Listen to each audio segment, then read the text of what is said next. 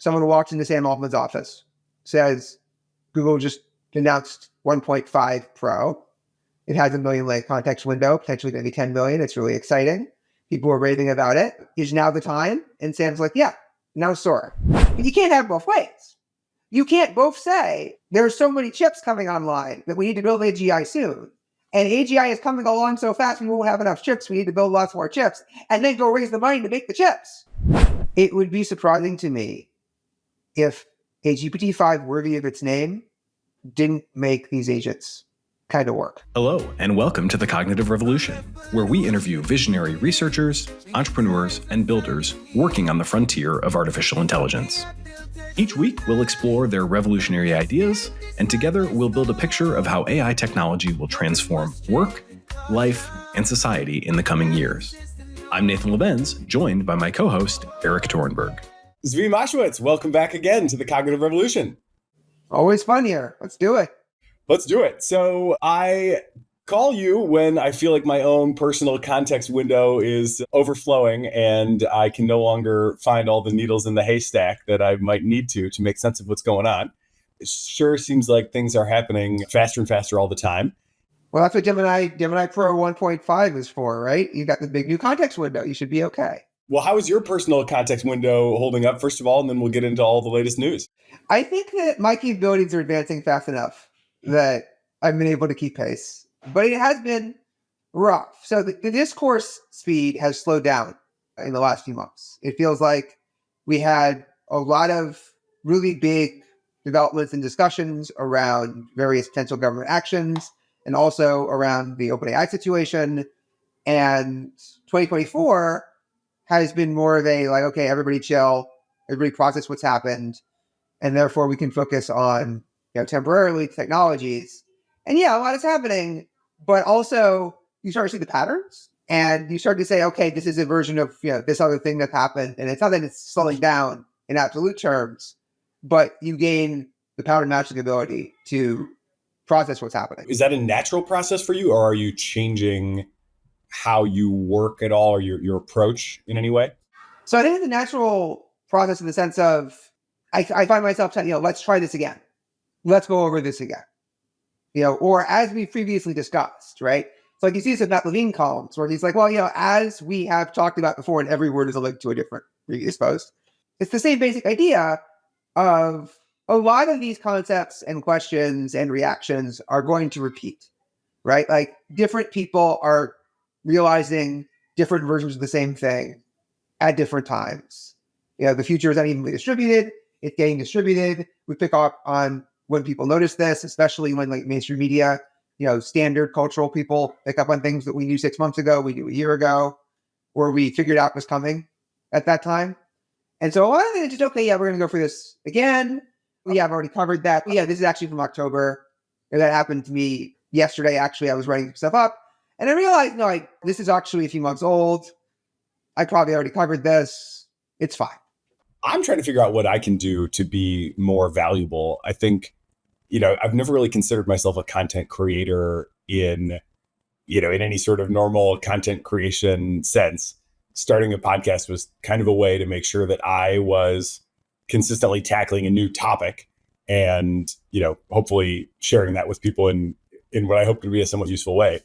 It's gone better than I expected it would in terms of people being interested in listening to it.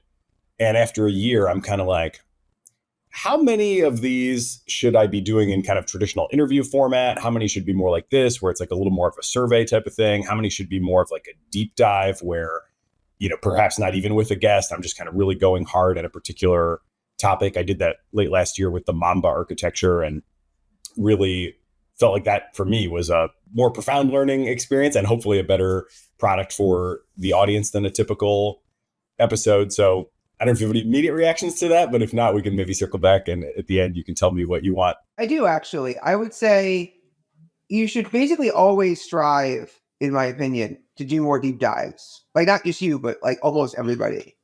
Than you naturally want to do. I'm working on a newsletter, obviously. Every week I am writing, an average of 12,000 words or something, including quotes about what has happened specifically in this past week.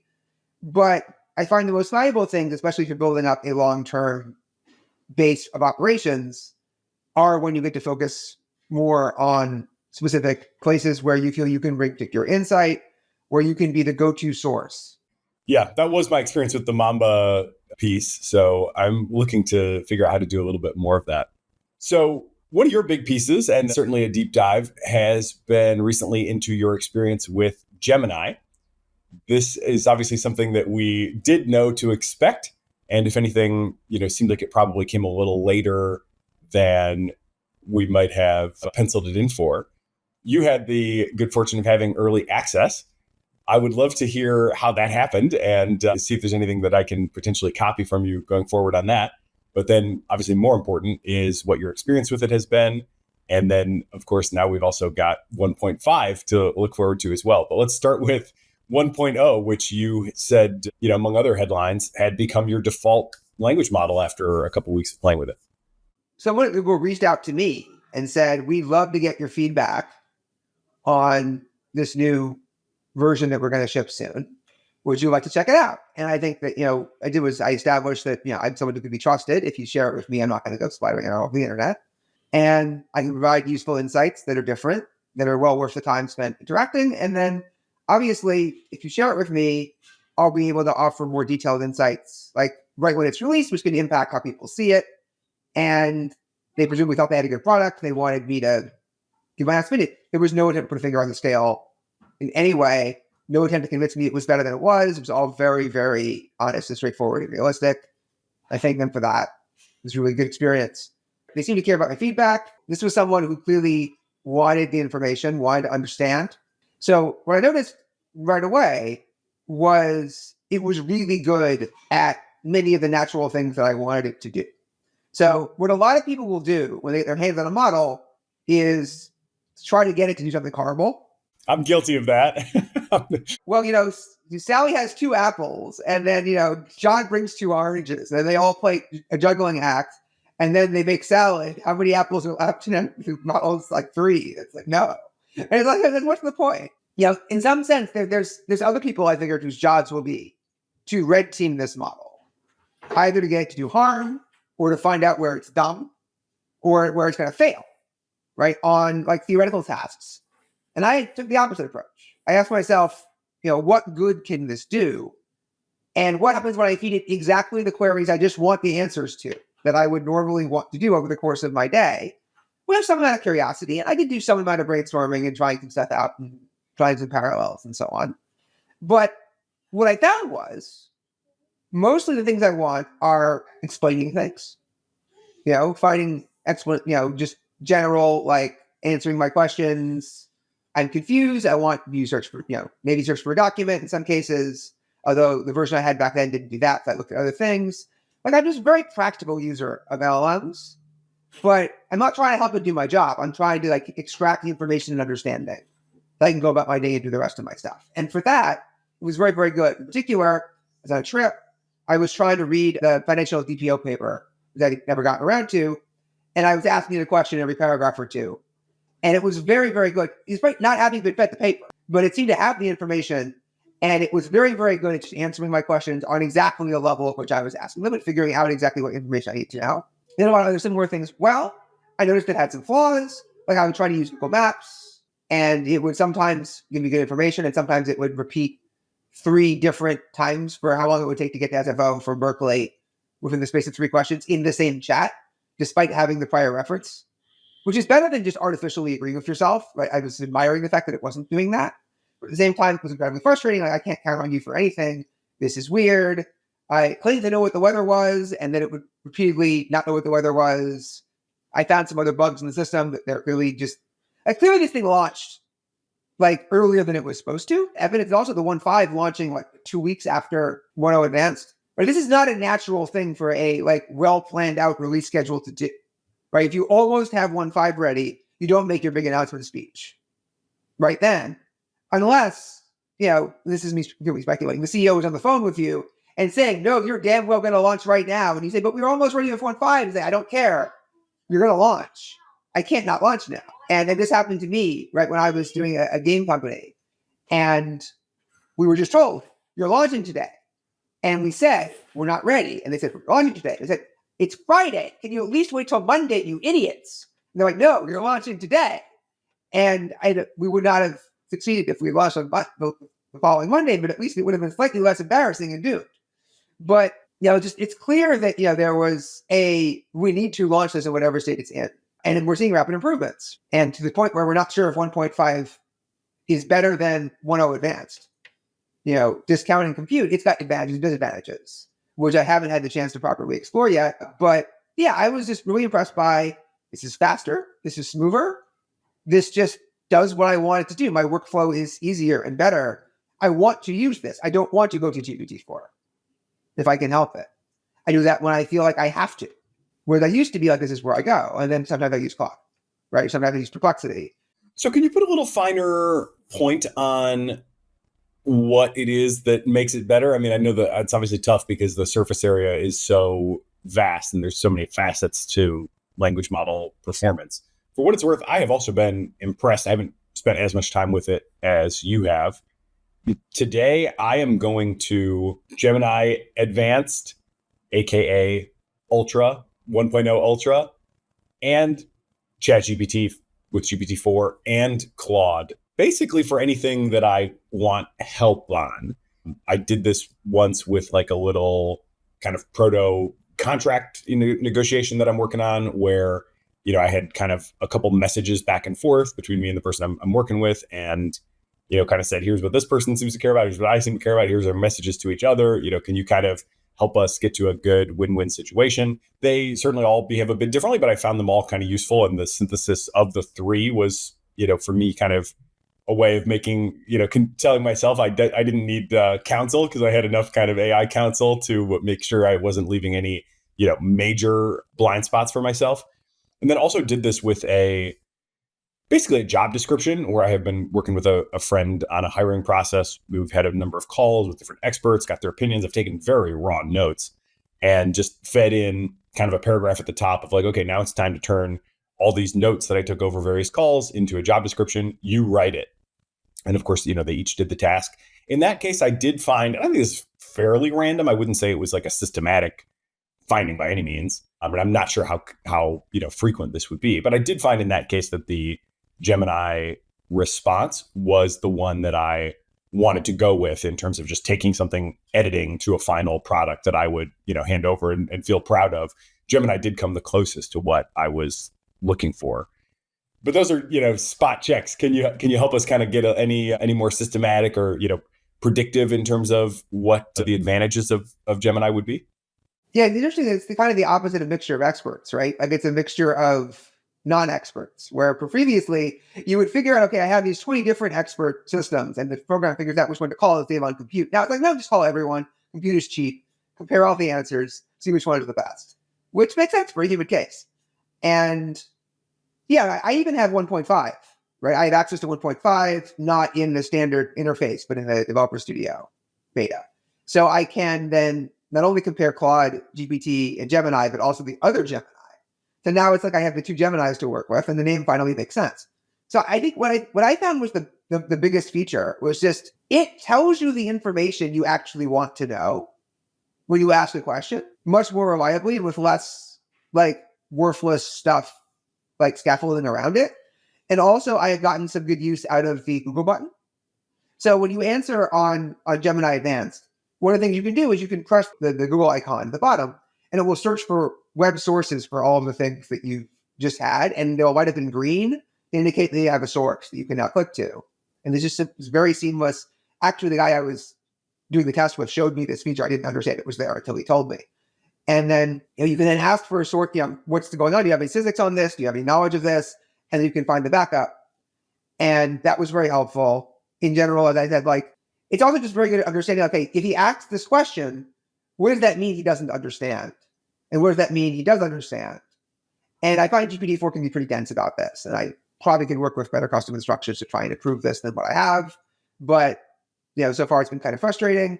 Claude, I found, is a step behind for most purposes. I use Claude mostly when I'm looking at long documents. But I think your use case is a very different one because you are asking for a creative job, right? Where you get lots of different answers. There's no right answers. There's no wrong answers. There's just different answers. Being able to take a sampling and then choose the best one or combine the elements of different ones helps you a lot.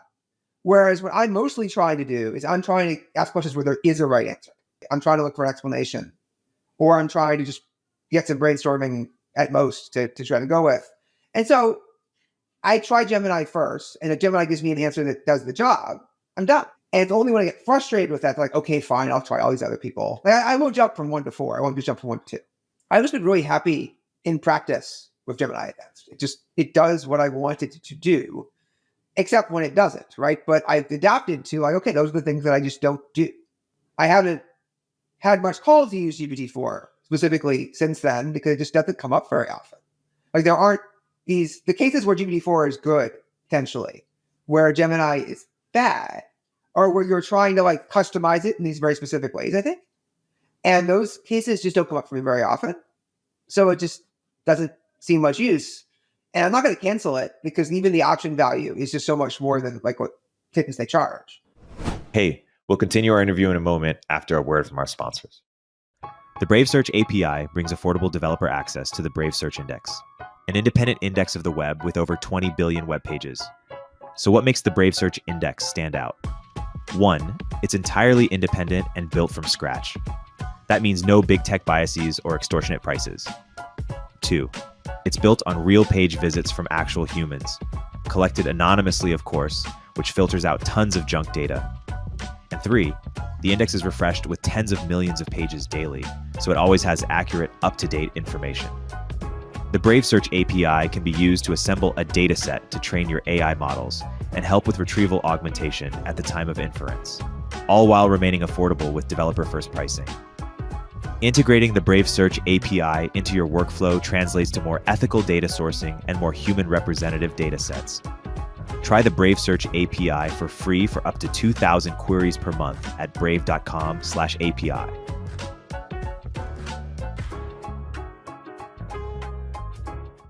Just to give a quick plug to Claude on my legal question, I did find it to be the best in the sense that the commentary that it gave back to me was least sort of padded out and RLHF'd, if you will. It was more kind of direct, to the point, conversational, and actually just kind of concrete on the suggestions. It seemed like the others were a little more reluctant to, and I've actually been pretty impressed with Claude on this front a couple different times, including one specifically pertaining to you, but finishing this story first. They're just kind of plain spoken, to the point, direct, like not super hedgy. With both Gemini and GPT-4 by comparison, I felt like it was really reluctant to make a recommendation, to make a suggestion for like what the agreement ought to be. It was very like, this is an important consideration. You guys will need to figure out what the right thing is here. And as I pushed them, they would do a little bit more of kind of, okay, here's a specific proposal. But Claude was much more readily willing to just be like, here's kind of what I would suggest. And it was pretty apt. And it, again, I did not, copy and paste this into, my running dialogue directly, but it was the closest to, in that case, I actually wrote my own thing and again, took my own thing back to each of the 3 models, said, okay, based on your, suggestions and my own thought, here's what I came up with, and asked for one more critique and then basically sent it from there. But if I had been inclined to pick one from the 3, it would have been Claude, because it was just the most kind of to the point, easy to understand, not necessarily exactly what we're going to go with, but at least like kind of willing to put something out there. And the other one, as you may recall, that I've been kind of impressed with on this from Claude was when we had, in our last episode, you made an offhand comment around like, I'd rather you go and do something terrible than, open source a next generation LLM. And a listener said, hey, that's a little extremist. You shouldn't say that. So we edited it out. But then I also got the idea in my head, well, maybe I should use a language model to review transcripts in the future and see, like, is there anything there that the, guest may wish to retract or, maybe cross the line or whatever. And again, it was very sophisticated in its commentary on that point, where you might have the impression of Anthropic broadly as a company and Claude that it'd be like super, super conservative and, super, don't ever say anything like this. On the contrary, it said, I didn't see anything wrong with that. It seemed like an offhand comment. It was clearly not somebody endorsing this terrible thing. It was where, it was kind of hyperbolic to make a point, and and the listeners shouldn't have any trouble distinguishing that from an actual call to violence, or anything along those lines. So it is interesting. I mean, they all have their own character, and it's been kind of surprising sometimes to see that Claude, especially given like corporate reputation and all that, is in fact like a little bit more accepting of some things that might be considered possibly offensive or possibly coloring outside the lines, and also a little bit more bold, if you will, in terms of actually making like a concrete suggestion and not hedging as much as some of the others. Of course, that may be a reflection of like the other models having a little bit more power under the hood and just being like, therefore, even more RLHF, as kind of a compensatory measure. So we'll see what Claude, 2.2 or 3.0 looks like when it comes. Yeah, I worry about that. I think that a lot of what we're seeing is there's more and more fine tuning, more and more of this other work being done with these models over time. And we're getting this bullet point, super hedged style that's very inhuman, very like, I see exactly how it makes sure not to get the thumbs down. And I see exactly how it makes sure not to piss anybody off. And it's incredibly frustrating and makes my life worse than if you just do the thing. Although there's some cases where it's actually just exactly what I want, but often it's just so frustrating. There was one case earlier, I was doing this for next week's post, and someone like had this idea that Dune was a cautionary tale about the dangers of not building AGI. And so I just wanted to okay, just to prove a point, I'm going to try all the different LLMs and ask them what Dune is a cautionary tale about. And they all got it right. They all had the right first bullet point, but only Gemini Pro, right, didn't do the bullet point thing and just said, no, actually, obviously it's this one thing, and then gave me the kind of details you would actually want to know about, which is illustrative of the thing that I love about Gemini, right? When it does the thing, which is, no, I don't want to know like all the different potential interpretations one could make of this book. I want to know, exactly how this is a cautionary tale and what are the details someone would want to cite in order to just like fully not be accused of pulling something out of the air. I find that's kind of what I'm appreciating often more and more. It's just like, are you just willing to do the kind of thing that you would have much more easily done a year ago when this thing first came out? Can I just have a version that's designed to be better for humans? Right? And then the question then becomes, like, how do we avoid this in the future? How do we not train these things to hell in these ways? And I think there's some promise for that. So a couple of big themes there to unpack a little further, but maybe for starters, do we feel like Google has taken the lead at this point? It sounds like if you thought Gemini Advanced is ahead of GPT-4, and now we have 1.5 Pro on top of that, which certainly, the existence of 1.5 Pro suggests or implies the eventual, probably likely fairly soon, existence of 1.5 Ultra as well. Obviously, we don't know what the others have under the hood, but it seems like at the moment, there's a pretty good case that Google has taken the lead in terms of public-facing products. I think you have to be very careful about in terms of public-facing products, and you have to be very specific about what use cases and modes you're talking about. And you have to understand that this is a year-old product that was released on a half-year delay versus a product that Gemini that is clearly, being reshipped and refined and released in real time. Like as soon as they have improvements, they ship those improvements, which is great because it keeps improving. But it does mean that Google doesn't have this year of background work in the tank. And what OpenAI has deployed in that year and a half, not counting Sora, which we'll get to later, I'm sure, is they've deployed additional features, but the core model, if anything, has gotten worse, right? GPT-4 Turbo was kind of a reversal of some of the problems that it developed GPT-4. But they're at core, the thing isn't particularly stronger, so they have better customization options, and they have these GPTs, and they have custom instructions, and they have identification of who you are, and now they have memory. Although I haven't noticed straight up memory, they have used the product. I think there are still a lot of advantages of the ChatGPT product over the Gemini product, and which one you would say has the lead depends on what you want to use it for. For me, I would say Google has taken the lead in terms of public-facing products.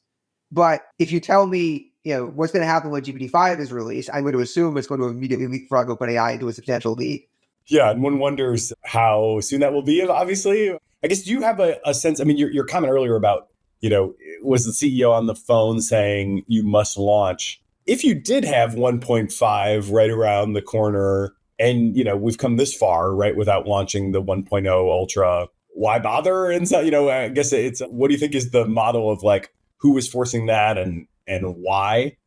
How does this update to the general market dynamic have you thinking about how the leading companies are relating to one another? Every time there's like a new release, I sort of squint at it and I'm like, does this look like they're sort of implicitly coordinating, or does it look like they're trending more toward arms race? And I'd love to hear where you feel like the balance of the evidence is now. So my model is something like there's two different subdepartments, right? Each of whom is tasked with a different thing. There's people who are working on Gemini Advanced, the people who are working on Gemini Pro 1.5.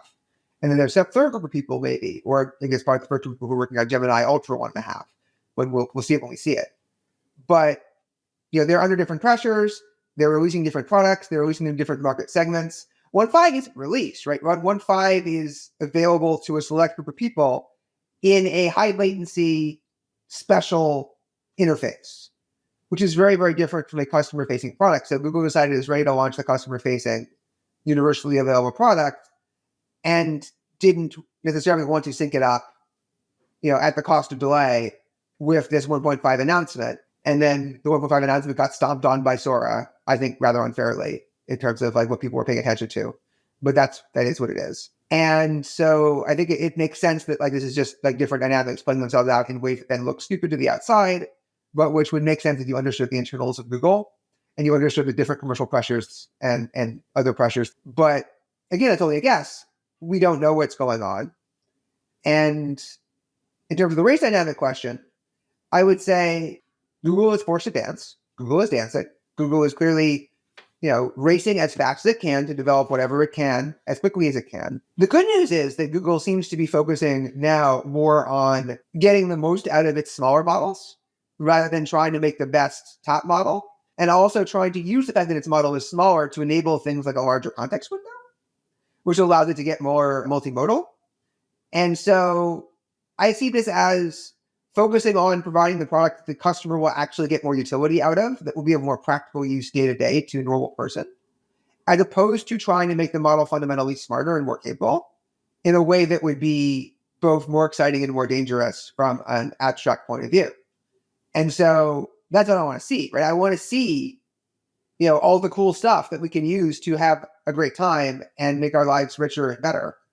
And I don't want to see as fast this race to just like make the biggest possible model that has the best possible chance of, suddenly doing something crazy and unexpected.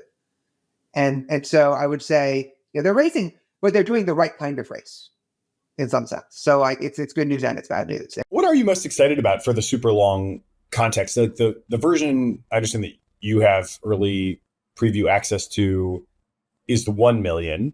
And then they've also kind of teased that they're going to have a 10 million context window, which is, I mean, folks who listen to the Cognitive Revolution probably have a pretty good sense of the history of context links. But, my joke of earlier this year has definitely come true. Like context hyperinflation is definitely upon us. We've gone from literally still less than a year ago, the longest context available for an equality model being 4,000 to then 8,000 with GPT-4 release, 32,000 with GPT-4 32K. Claude hit with 100. GPT-4 Turbo came back with 128. Claude went to 200. Now we've got 1 million and 10 million on the horizon.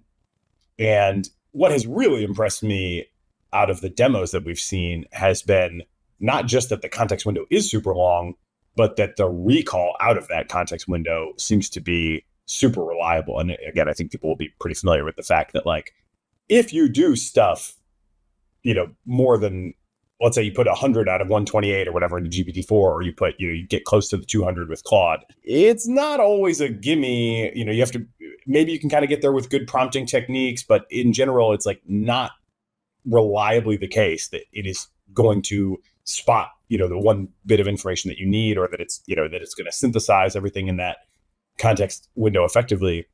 The demos from 1.5 seem way better on that front. And, in terms of mundane utility, I just think about something really simple like finding the right stuff in my Gmail, which is obviously something that Google has, a lot of reasons to try to make better. It has been a real struggle, right? And all these different agent products and whatever, you've got all this scaffolding and the retrieval and the re-ranking and all this to, because it's not just enough to like get things into the context, but you also kind of need to keep it shorter for cost, for latency, but also just for accuracy.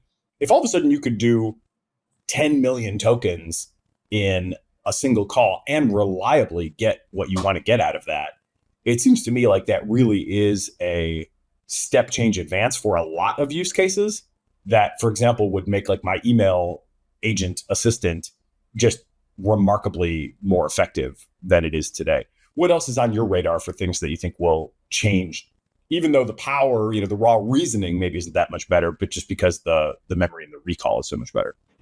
Hey, we'll continue our interview in a moment after a word from our sponsors. If you're a startup founder or executive running a growing business, you know that as you scale, your systems break down and the cracks start to show. If this resonates with you, there are 3 numbers you need to know: 36,000, 25, and 1. 36,000.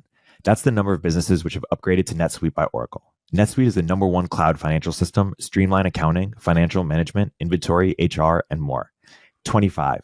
NetSuite turns 25 this year. That's 25 years of helping businesses do more with less, close their books in days, not weeks, and drive down costs. 1, because your business is one of a kind, so you get a customized solution for all your KPIs in one efficient system with one source of truth.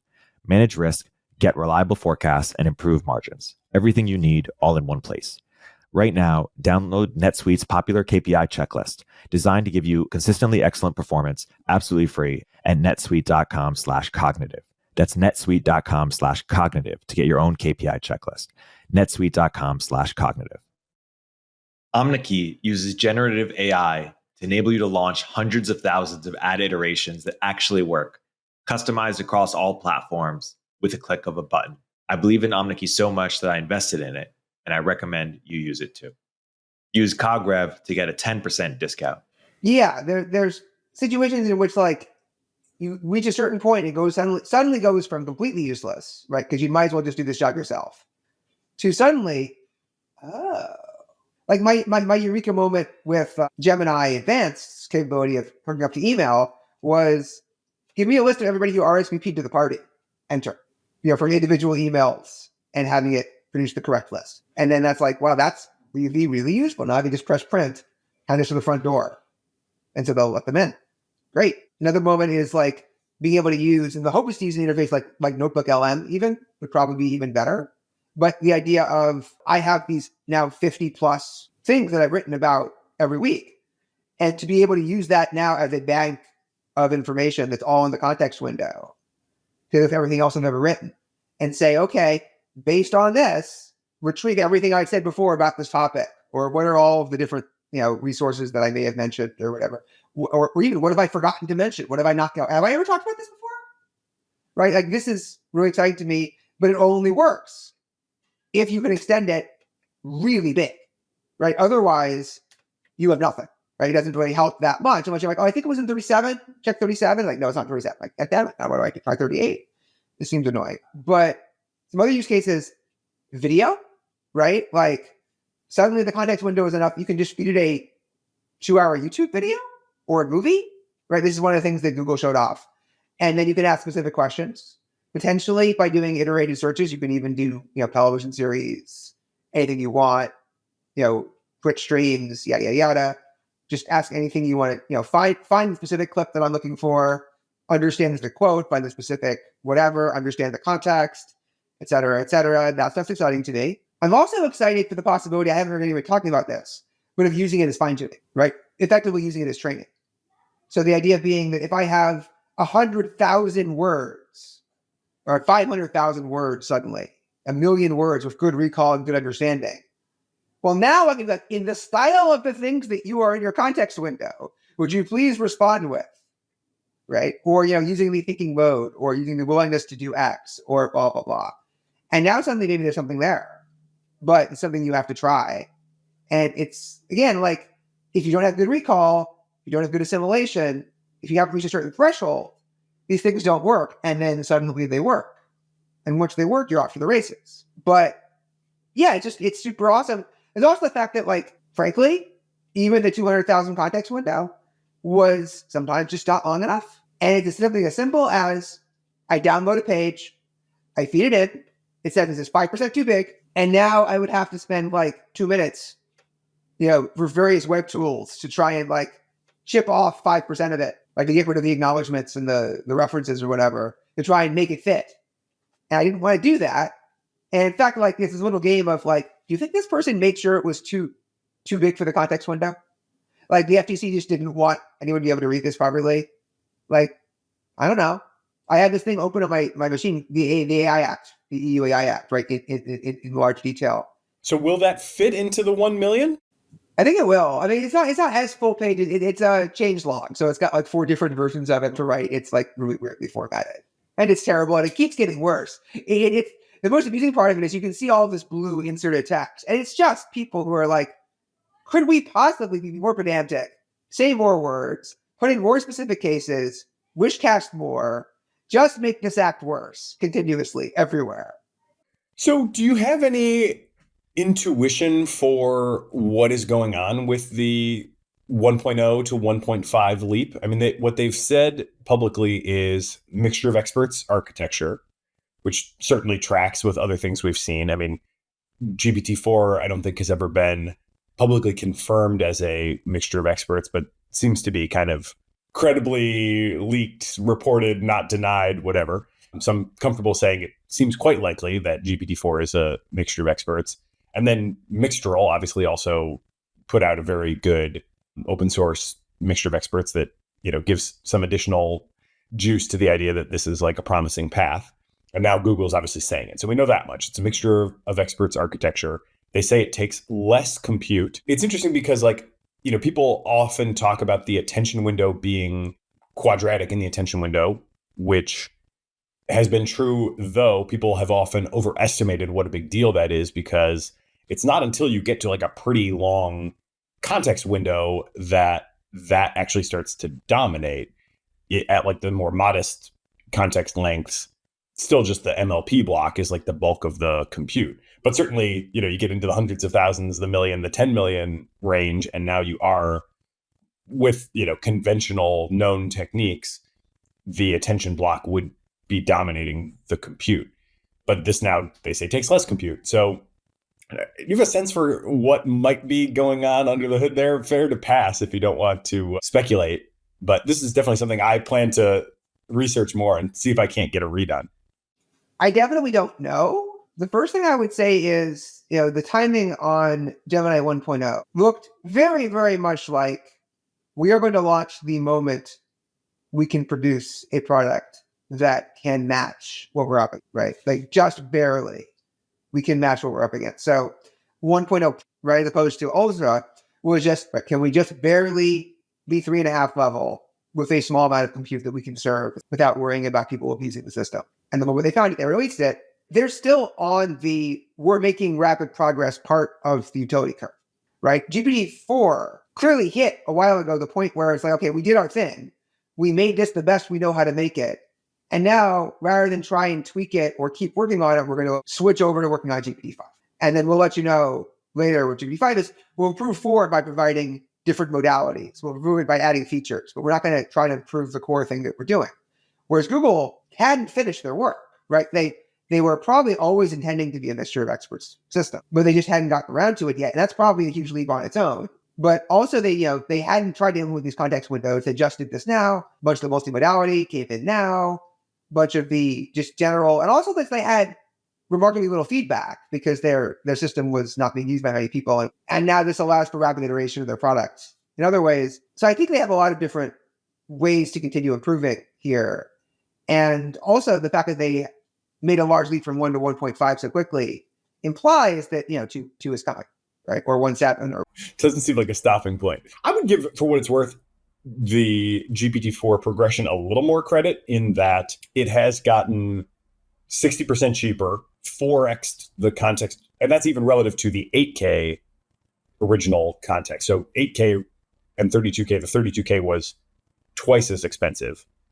Now at the 128 context window, it is only 40% as expensive as the original 8K. So that's non-trivial, both in terms of improving the utility of just with the length, even though as we've discussed, there are some weaknesses there if you really stuff it full of stuff. And the cost is better and the latency is better. And I personally haven't necessarily felt this, but if you go look at the LM leaderboard, GPT-4 Turbo seems to be a notable cut above even the earlier GPT-4s in terms of just user win rate. So there does seem to be something there that they have done in terms of, if nothing else, just taking user feedback into account and kind of further refining it into, what users want. And again, I couldn't even put my finger on that because I wouldn't say I have felt a step change. I felt the, improved latency. I've certainly felt the increased context, but I haven't felt just general quality to be all that much better. But the leaderboard results do seem to suggest that. Do you have any reason to be skeptical of the leaderboards, or how would you interpret that? It's not that I'm skeptical of the leaderboards. It's more that I think that the leaderboards are measuring things that are being managed and measured that are not that great of proxies for the thing that I care about or that I think other people should care about.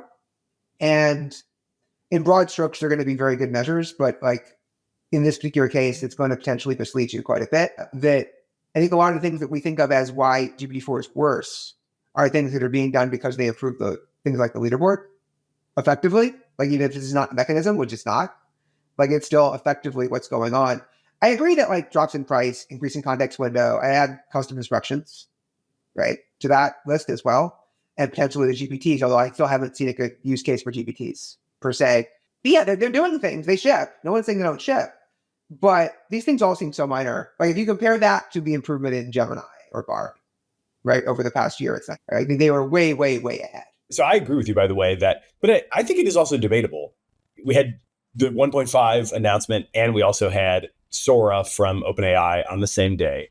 And, so Sora, of course, is the video generator that definitely seems to represent a leap over any public-facing product we have seen. Although I would note that Google also has announced, I should say, multiple video generation models over the last month or two as well, which also do have some very compelling sample outputs. Yeah, Lumiere is one of those, and probably the one that had me most excited, although there's another one too. They have multiple teams working on independent approaches on video generation in Google, and they're also showing some pretty impressive results.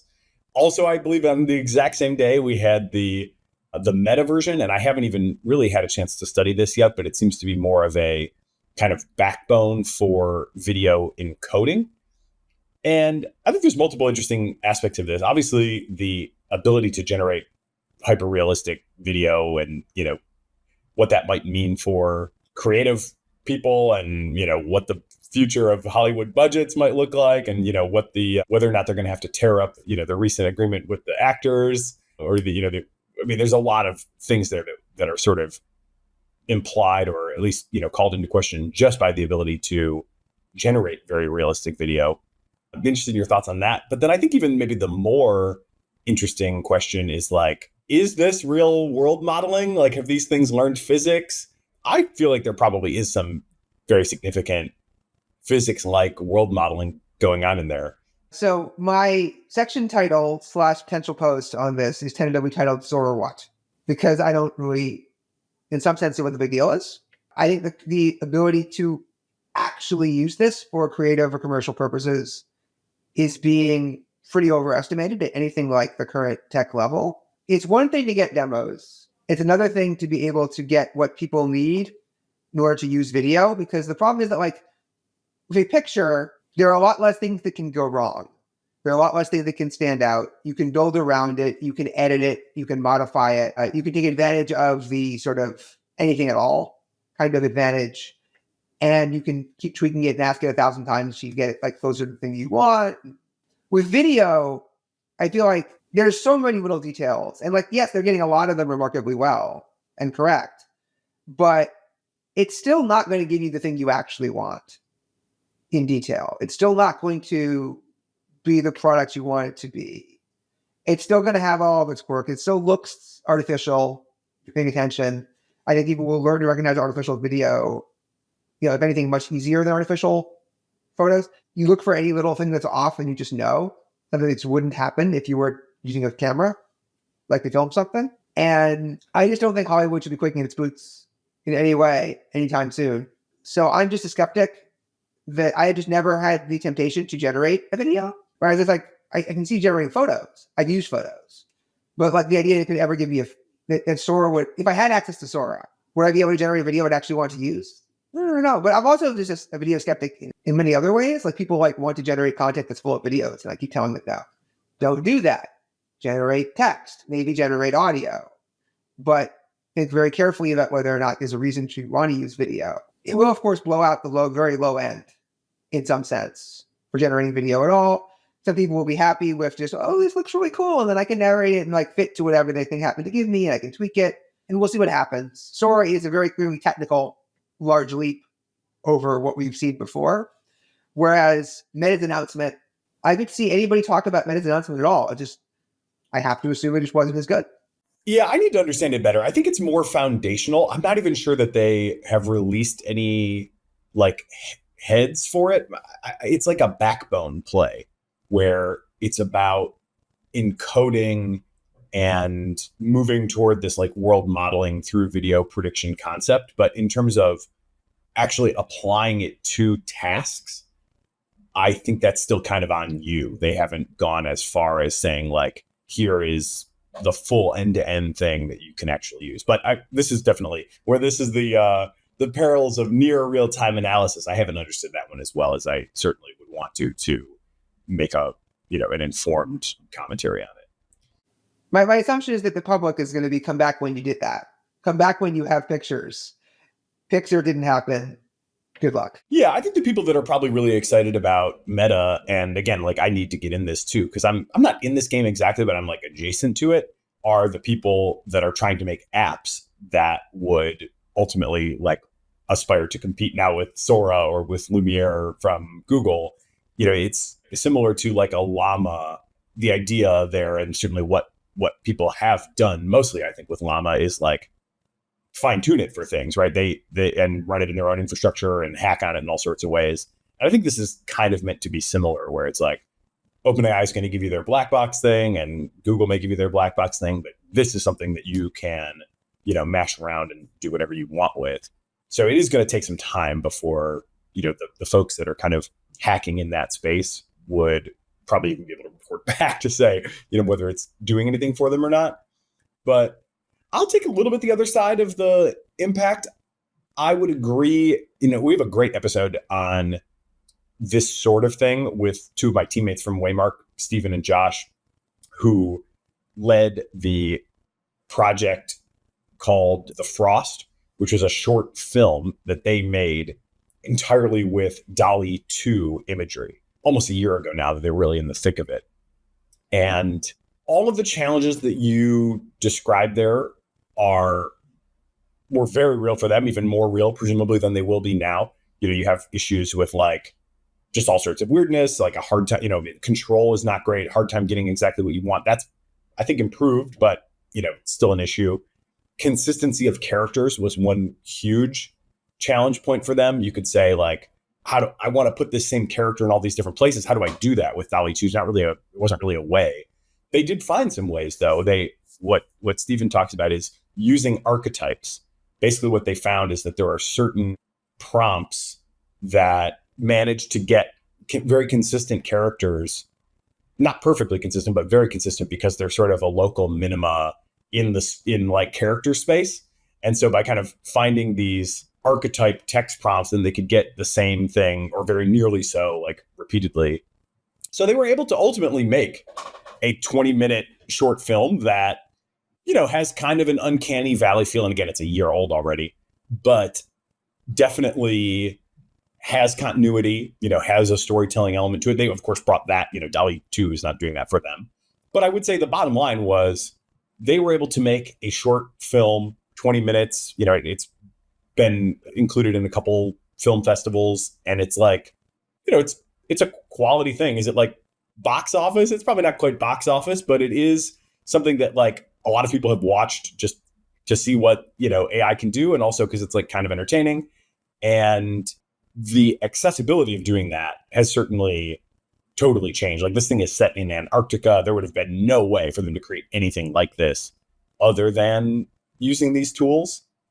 So I do think you add and that was all images, right? So they were, doing like slight additions of movement and kind of, overlay effects, adding snow falling down on top of images and kind of, subtle zooms to create effect.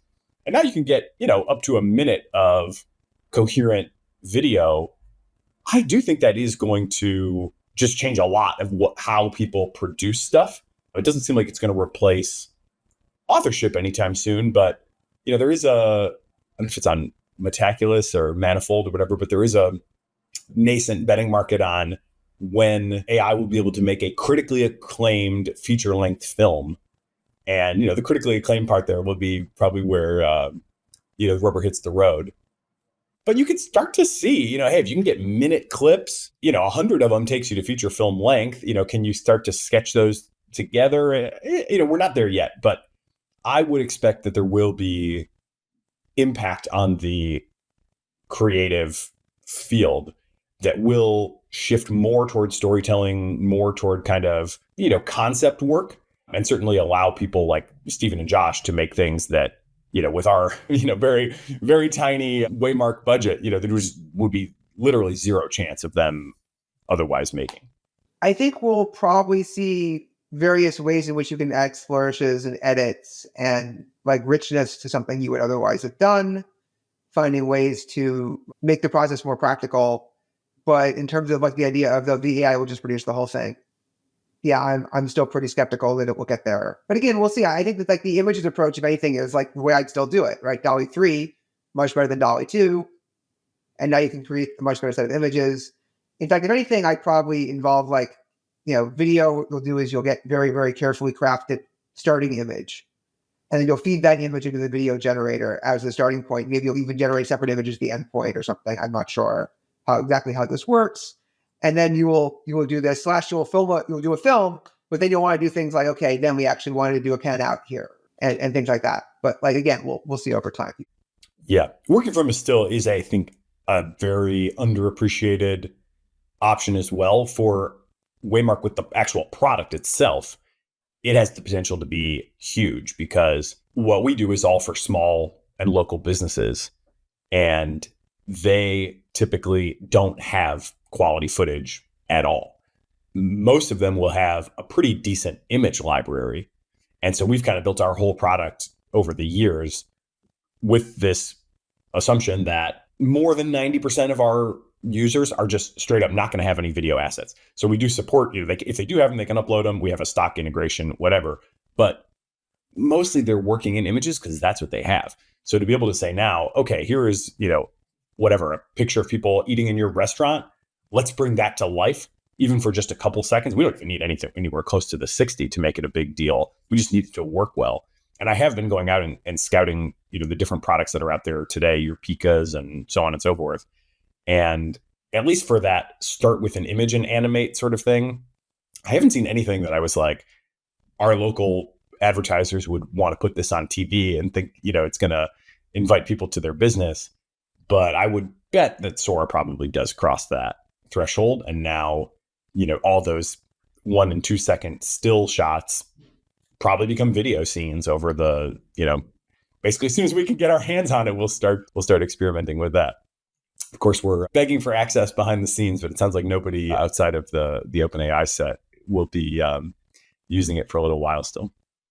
I guess that is one more interesting question there, and I really do want to get to the physics. But on the release of this, it's interesting to see, like, this is not a release, right? It's an announcement. We're seeing kind of more of these announcements of capabilities before even even a very limited release in the case of Sora. Like, as far as I know, nobody outside of the organization and maybe the red team is getting access to it. Why announce? They don't need to, I guess you could say it's just for hype. Is it to like help the world prepare for these sorts of things?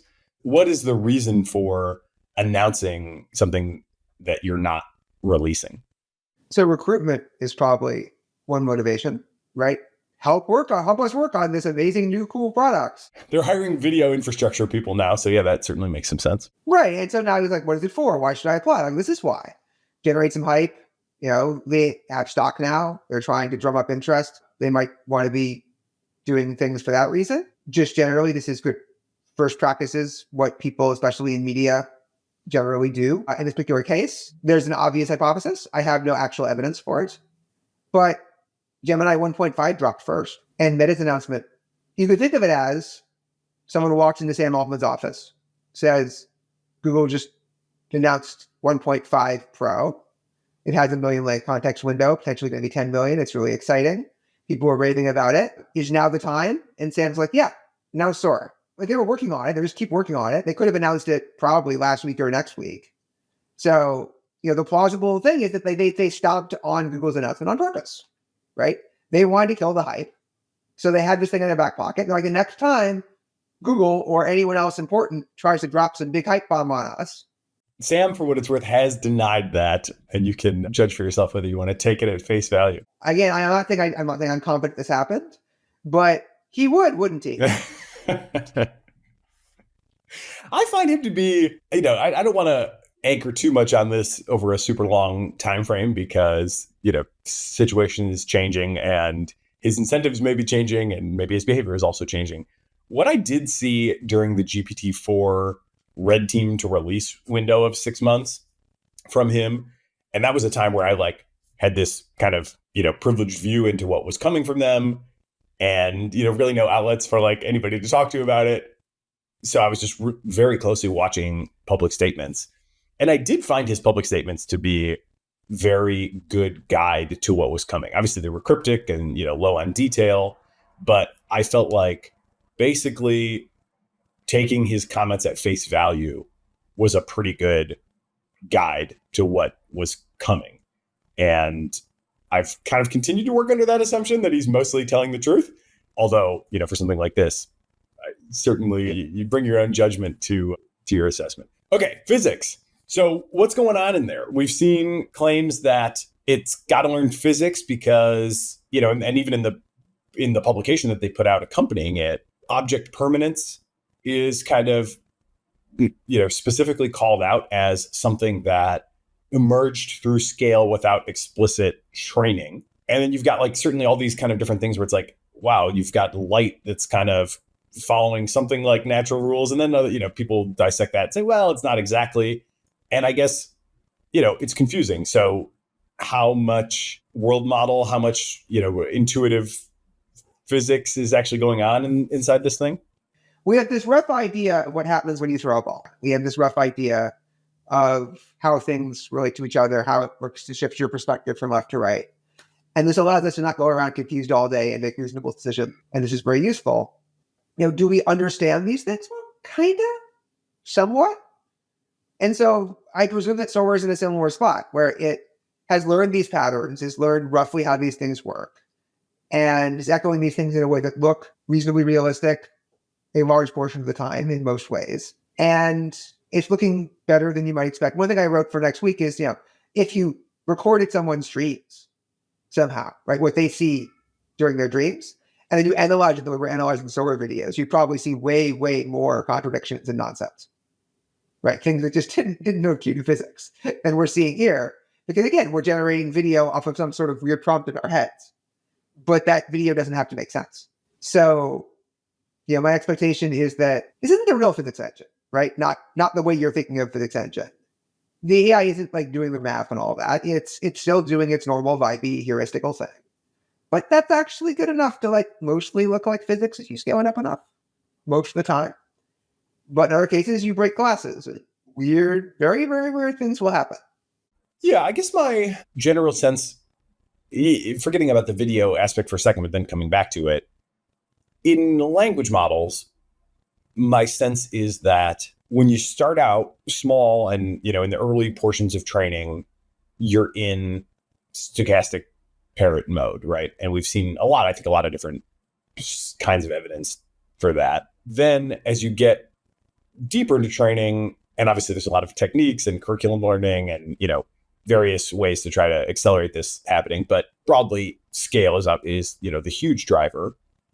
It seems that there is a increasingly sophisticated representation of concepts especially in the middle layers.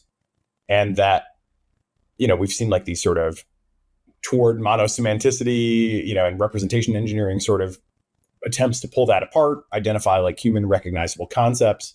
These concepts, do seem to be there in a way that is obviously related to the input, but, abstracted away sufficiently so that like it seems to be robust to synonyms and, things like that. It seems safe to say to me, it is not purely stochastic paratree as you get to the higher scale models.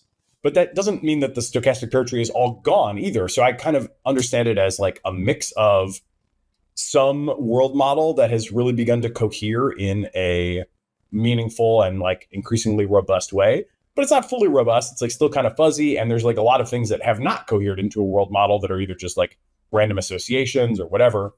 And so all of this is kind of happening at once. And that's why like you see apparent reasoning, because there is actual reasoning going on. Not to say it's necessarily human-like reasoning, but some sort of circuit that is like can reliably do tasks, at least like a lot of the time. But with certain weird adversarial inputs like the universal jailbreak or whatever, like that's some of those are super weird, but they're just enough to kind of call in a bunch of like random associations and kind of cause havoc. I guess I kind of think something probably similar here is happening, where you start off and you're like just associating pixels and it's all noisy and crazy, and you see these like chair examples and so like clearly some of that still persists into the high scale.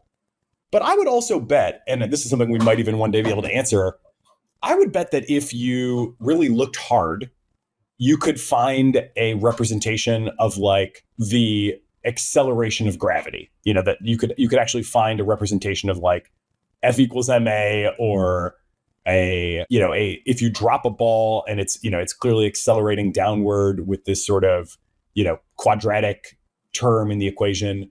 I would bet that there is like a genuine quadratic function approximation in there that sort of gets activated when something is falling in the video. Notably, the video too, like it's not, in some ways video is less susceptible perhaps to like all sorts of, there's a lot of noise in the world, but you're looking at video, right? If you just did a bunch of videos of balls dropping, then there is like a pretty clear signal there. It's a pretty repeatable thing. You would think that, yeah, you might actually be able to converge on that, even, perhaps with a small model, right? Like visual grokking of the falling, of a ball seems like the kind of thing that you might be able to do even with a relatively small video model. And then my guess would be that there's like a lot of those sort of grokking moments that have happened here that kind of represent why the like light is playing out in a pretty reasonable way, even if it's not, it's still kind of fuzzy, of course, around the edges, but like why there's object permanence, why there's things that seem to follow intuitive physics as well as they do. I don't know. How would you respond to that account? I'm sure that it has picked up the principles behind some very basic stuff. I'm not saying there's like zero physics understanding anywhere in the model or zero equations are being calculated or anything like that. I just don't want to get too excited by this idea that like it understands what's going on in the more broad sense or more sophisticated sense. And that like a lot of the things that you're seeing are based on actually figuring out how it would go the way that like the universe does, versus it's just having a bunch of examples and heuristics to have that kind of thing against it. I wonder how that could be tested too, right? I mean, you think about like, especially we have all these abilities now to generate these fantastical images. If I generated an image of me, or whatever, a person holding up a giant boulder with their arms, and then we put that into Sora as a starting frame with no like text guidance and just said, here, generate, what happens from here. You might expect that it would like have a sort of storytelling modality where it's like, well, here's the superhero that can lift, rocks, and maybe he's going to throw it at the sun or something. But you also might expect it would have a more like grounded physics understanding where it's like, this dude's going to get crushed under that rock. Again, people will, of course, like find reasons not to believe any experiments. But do you have any experiments that would come to mind that you would run with, if granted access to Sora? What sort of ways would you try to kind of poke at it to figure out how much physics it has versus not? I would want to, if I could start from the static images that I gave it, and then gave situations in which the situation is going to have an anti-intuitive physical result, or where doing something specific would cause an anti-intuitive reaction. And then I could tell it, this is what happens, and then see if it figures out what's supposed to happen. That would be evidence one way or the other. And there's a lot of cases where it's like, okay, if it screws this up, that's evidence against. And if it doesn't screw it up, that's like evidence it didn't screw up, and therefore it's some evidence for it being more sophisticated. But I mean, also with the true physics thing, that you'd be able to tell it background information and it would change the result. Like if you told it this is happening on the moon, would it then be able to handle the fact that gravity is 1/6 and like with the parabola start to look correct? Does not have anything like the amount of data required to know what that means, right? And similarly, like just in general, modify things in a way that's not going to be in a training set that would materially change the answer from what the heuristics say in a way that like a human would be able to reason out and see if it reasons it out or not. Until we get our hands on it, well, we have no idea. Well, if anyone from OpenAI is listening, we'll be happy to get in there and try it out in the near future. Maybe you could just comment on how you see the evolution of capabilities and control. I want to get into a little bit of the superalignment result, the Anthropic sleeper agents paper, and I'm really interested in kind of how you're thinking about the upgrade process. I'm looking out at the world and I'm like, especially with this context window thing, right? We've got all these agents and they are scaffolded and they're, ragged up and they're, and now like, I don't think we've ever seen a technology like this before where the distribution is fully built out and like a lot of the complements are built out. And as thresholds get hit, like it's kind of poised to turn on everywhere. So with that infrastructure laid, it seems like the question of in my view, like apparent divergence of capability and control measures seems like it's becoming a more stark problem all the time, unfortunately. Yeah. I continuously deal with people who think we've solved the control problem, who think that alignment is no big deal, who think that it's just going to be handled almost automatically, that RLHF just works fine, or some variation of it works fine, or that, no. None of that. We are definitely scaling things up. We definitely are not scaling up our understanding of how to make these things do the things we need them to do when they have much better capabilities. And certainly a lot more work's being done on that, and we're making more progress than we used to. But yeah, capabilities are advancing really fast. We've learned much better how to scaffold. We've learned much better how to add various features to our systems. We haven't seen, right, is we still haven't seen a system that has the core intelligence level that is substantially higher than GPT-4, right? Even over a year after GPT-4. So that's the weird missing elephant in the room. And I definitely think of it as, there's sort of this thing that we call that I call, the core intelligence level, like the kind of, the Ron White, you can't fix stupid, right? Like, are you the kind of stupid that can't be fixed, or are you the kind of stupid that can't be fixed? Right? Like if you have a small enough context window, you expand the context window, you add an agent scaffold in, you could fix some forms of lack of capability, right? Same way you could teach a human new things, but there are certain things that someone's either has or they don't have. And we haven't seen an advance on that like core thing in a while. And so if we saw a jump in that core thing, now I get to take advantage of all of these things that we've laid the foundations for. And yeah, that could be really scary really soon. And then, the core question is, are we seeing this lack of improvement from GPT-4 on the core thing? Because the core thing is actually remarkably hard to improve much from here, and we're hitting a real wall, and therefore we're getting our next 10x improvements out of these other things instead? Or is it just that it takes time and, we just are moving so fast that we just have forgotten that a year is not very much time? So that's where I think taking Sam Altman at face value is probably a pretty good guide to the future. He's recently put out some comments I'm sure, many people will have seen, where he was asked, like, what's going to be different about GPT-5? And he says, basically, this is kind of a dumb answer, but it's going to be smarter. And that's the main thing. And I definitely believe him on that point. I can't imagine that it wouldn't be. So I agree that GPT-5 is going to be smarter than GPT-4. And that's going to be the core reason why it's better and it's more valuable and it does more things. But I also feel like that begs all the interesting questions. Like, when are you going to have it? How much smarter is it going to be? Right? In which kinds of ways is it going to be smarter versus not as particularly smarter? How much is it going to cost to train this thing, and therefore how much is it going to cost to do inference on this thing, and therefore to run it? He's not saying anything we didn't already know.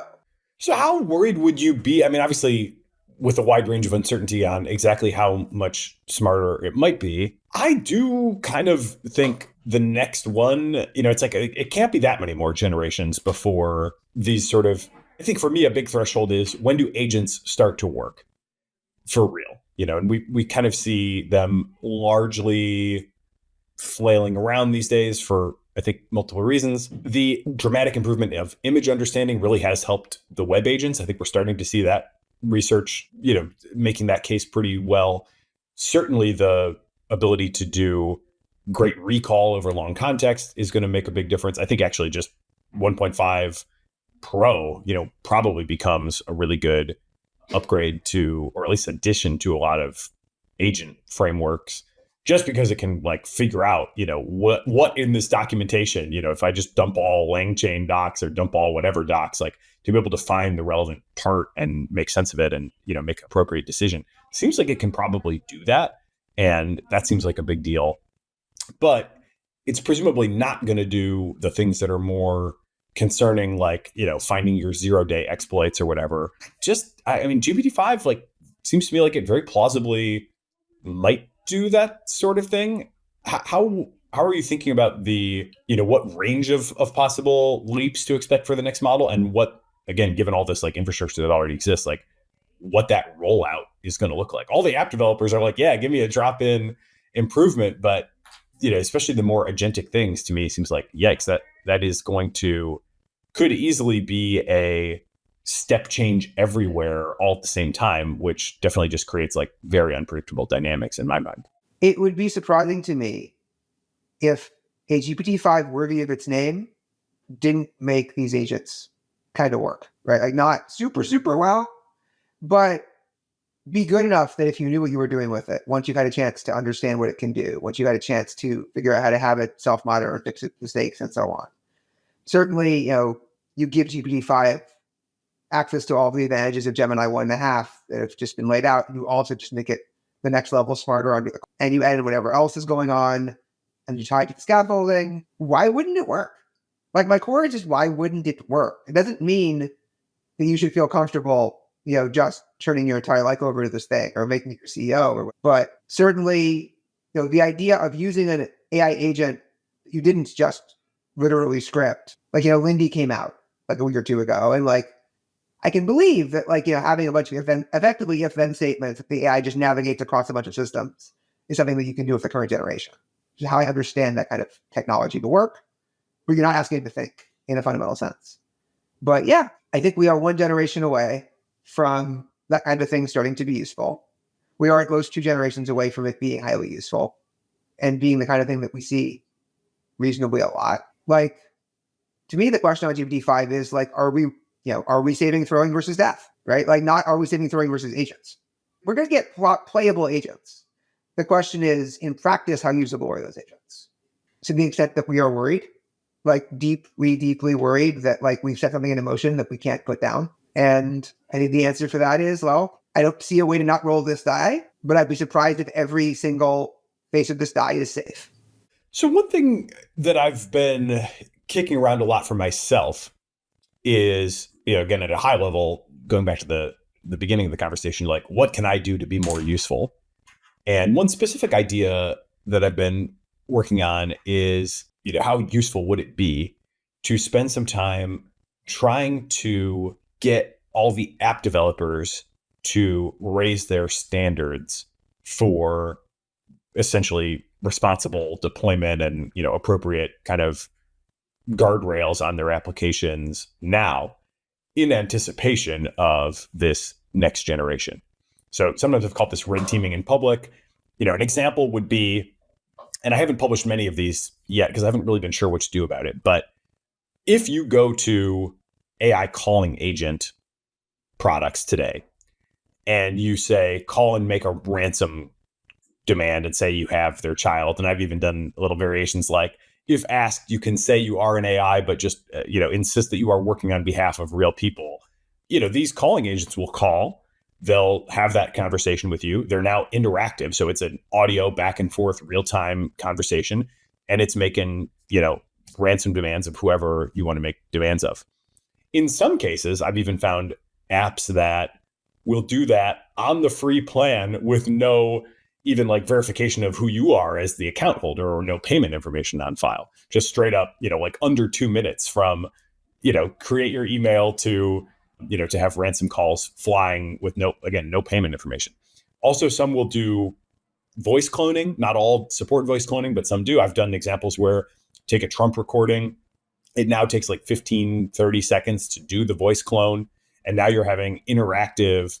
I don't know if this was the case in the recent like Biden robocall in New Hampshire that made news. My understanding was that was not interactive, but I could point you to a product today where you could go clone a Biden voice or clone a Trump voice, give it a prompt, give it a list of numbers, and have it make interactive calls to you random people and, say whatever it's going to say in the voice, no disclosure, et cetera, et cetera. So that's like the current state of play. And by the way, it always works the first time.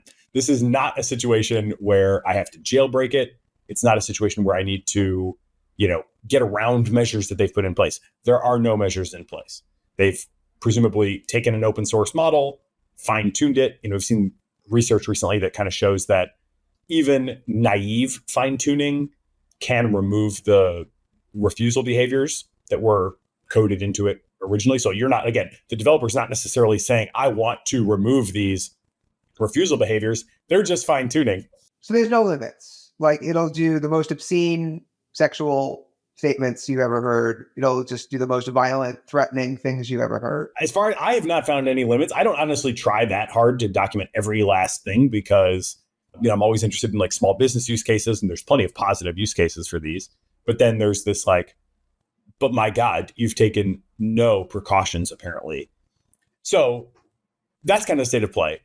My question though is like, do you think it would be useful to kind of create a campaign which could include like, here are maybe some standards of what application developers should do, and maybe even like a hall of shame for those that are, not doing it or refusing to do it or don't seem to care enough, even when it's reported to them, to add some precautions. Most people will say, or many people at least will say, well, these things aren't that powerful. And I broadly agree with them. I'm like, yeah, the sky is not falling now, but it does seem like we're one kind of core language model upgrade away from a lot of these things going from kind of, I could see how that could be scary or harmful to, my God, like that's like obviously, a dangerous thing for anybody in the public to have free access to. So I don't know, like I'm trying to figure out how much time I should maybe put into that. If there's like a there, what do you think of targeting the application layer for, kind of preparation for the next generation? I have been thinking about this. It's an incredibly hard place to try and approach this problem because if there's 100 applications that can clone someone's voice and demand a ransom payment, and you convince 90 of them to refuse a ransom request, have you accomplished anything? If you do 98, have you accomplished anything? Not nothing. Some people will just give up. Some people will see this frustrating. Some people think the last two are a trap. And maybe the last two are convinced by the FBI to record all of their requests. And then another AI goes through their conversations. These people just get arrested. So it's not like you can be completely hopeless. Like trivial inconvenience can matter. I also worry about the opposite though, which is right now, if you try to use DALL-E 3 and you ask for a picture of anyone by name, it'll be like, that's a person. No, right? I mean, that's the design, and there are backdoors around it for getting certain people their peer anyway, because the model just doesn't understand that you're asking for a person. It's kind of dumb in some ways. A large percentage of the images that I want to generate involve a particular person in that image. And a large percentage of the images that people want to generate in general have some combination of a particular person or person doing a thing that it doesn't want to depict at all, right? It doesn't want to do blood, doesn't want to do anything adult of any kind. And, well, have you seen what people make pictures of in the world, right? Have you seen what people make videos of in the world? Have you seen what people like to talk about, et cetera, et cetera? And if we drive innocent use towards people who are willing to permit these things, then those same tools will then permit these other things, like ransom notes.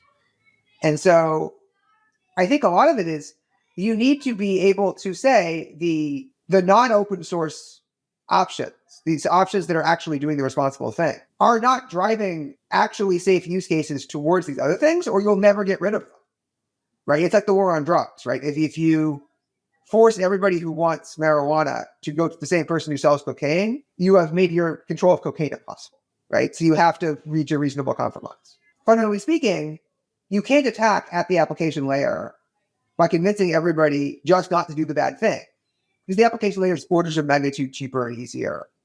And there are these people who are determined to release open source models, and you're not going to convince them to stop. Do what you can. It's not a useless thing to do. I would continue to advocate for, if you are enabling these things, a level lab should be taking precautions. If you have any illusions that releasing open source models that are capable of producing, right, a bunch of pornography or a bunch of ransom notes, and then you just convince all of the people who write applications to make this easy on people just not to do it, and the bad guys won't do it, the bad guys can do it anyway. And it's going to get easier over time. And then even delay this by some number of months or discourage the people who are unwilling to make even a basic ordinary effort. But the application layer has never been the place to make this work, unless there's a fixed number of closed source application layers, closed model weights application layers, right? It doesn't have to be closed source, who are then able to espouse responsibility. If you go to OpenAI and you go to Google and you go to Anthropic, you convince them to do something responsible to make sure they don't like enable bioweapons or, something else that you're worried about, you can do some good in terms of stopping this harm from happening. But yeah, everyone's building off Llama. I don't think there's much hope, basically, at that point. Everyone's working off of the same open source model. Because again, now you have this problem of I don't do it, someone else will. Let me dig in on a couple of those points in a little more detail. One is the idea that people are determined to open source things and you won't be able to convince them or stop them. This also kind of bleeds in a little bit to the high level question I wanted to ask, which is just an update on your live players list and kind of, general state of frontier development. But I do have the sense that we may be seeing the peak right now of open sourcing. There have been obviously a ton of organizations, some more, legitimately than others, putting together, broadly speaking, 3.5 class models and open sourcing them. So Meta obviously has done that. Mistral has done that. Arguably, like Falcon, whoever made Falcon in the Emirates, potentially got there. That one's not like efficient enough to be used in inference, but I do think it maybe has kind of comparable capabilities, whatever. But there's like a few that have done it from scratch, right? Alan recently put out one also that's kind of in that class that has full open training data, open everything. Then there's a lot of other people that have sort of said, we match GPT 3.5 or whatever, but largely they're like training on GPT-4 outputs and, basing on Llama, themselves or whatever. So I guess what I'm wondering is like, how many open sourcers are there really at the GPT-4 plus level? And there I kind of look around and I'm like, I don't see many. I see obviously Meta leading that camp. Mistral definitely seems like, they've got some real know-how. Allen Institute, maybe. And that kind of feels like maybe it, somebody out of India, perhaps, could come in from the side and do something. But it does seem like there's not that many. And when I've listened to Zuckerberg's comments, he's very committed to open source, but also has, expressed some open-mindedness to this could change. Like open source has served us really well so far. We don't think GPT-4 level stuff is like dangerous. We do think we want to open source, something at that level. But it does seem like there's not that many targets. And I guess it's just, the scale is obviously so huge. And, who's going to bankroll that to just give it away into the public as it gets into like the billions of dollars? I mean, it's already kind of crazy. People are doing it at the, tens of millions into the maybe $100 million realm. But is that going to continue to happen as we hit like further orders of magnitude? Maybe, but it seems like very few candidates. So I would note that Mistral, I put up a manifold market on whether Meta and another one on Mistral, where they would keep one of their best released models close model weights. And the Mistral model resolved yes in 2 days. They pointed out the current best Mistral model, Mistral Next, is not actually available. So they are clearly, slipping in their commitment to this thing, regardless of what anyone wants. I'm not saying it's good or bad. I like it, but a lot of people are remarkably not yelling about this, right? In the EAC style communities of, very much like everything needs to be open. Well, Mistral is no longer looking so open anymore. So maybe they're not your heroes. Meta, they talk a good game about, straight to open source AGI on the one hand. They express concerns on the other hand, and they have lawyers. And they have financial interests, and Zuckerberg ultimately is in control. Very, very suable. They have giant flows of cash coming in from Facebook and Instagram. And so they are vulnerable. And I would be curious to see how this plays out, but I don't think anybody really knows. I don't think they know themselves. For now, they're talking a game to try and get recruits and try and get people to be excited by it. But what I was getting at was that, whatever is open sourced, you'll get to use it.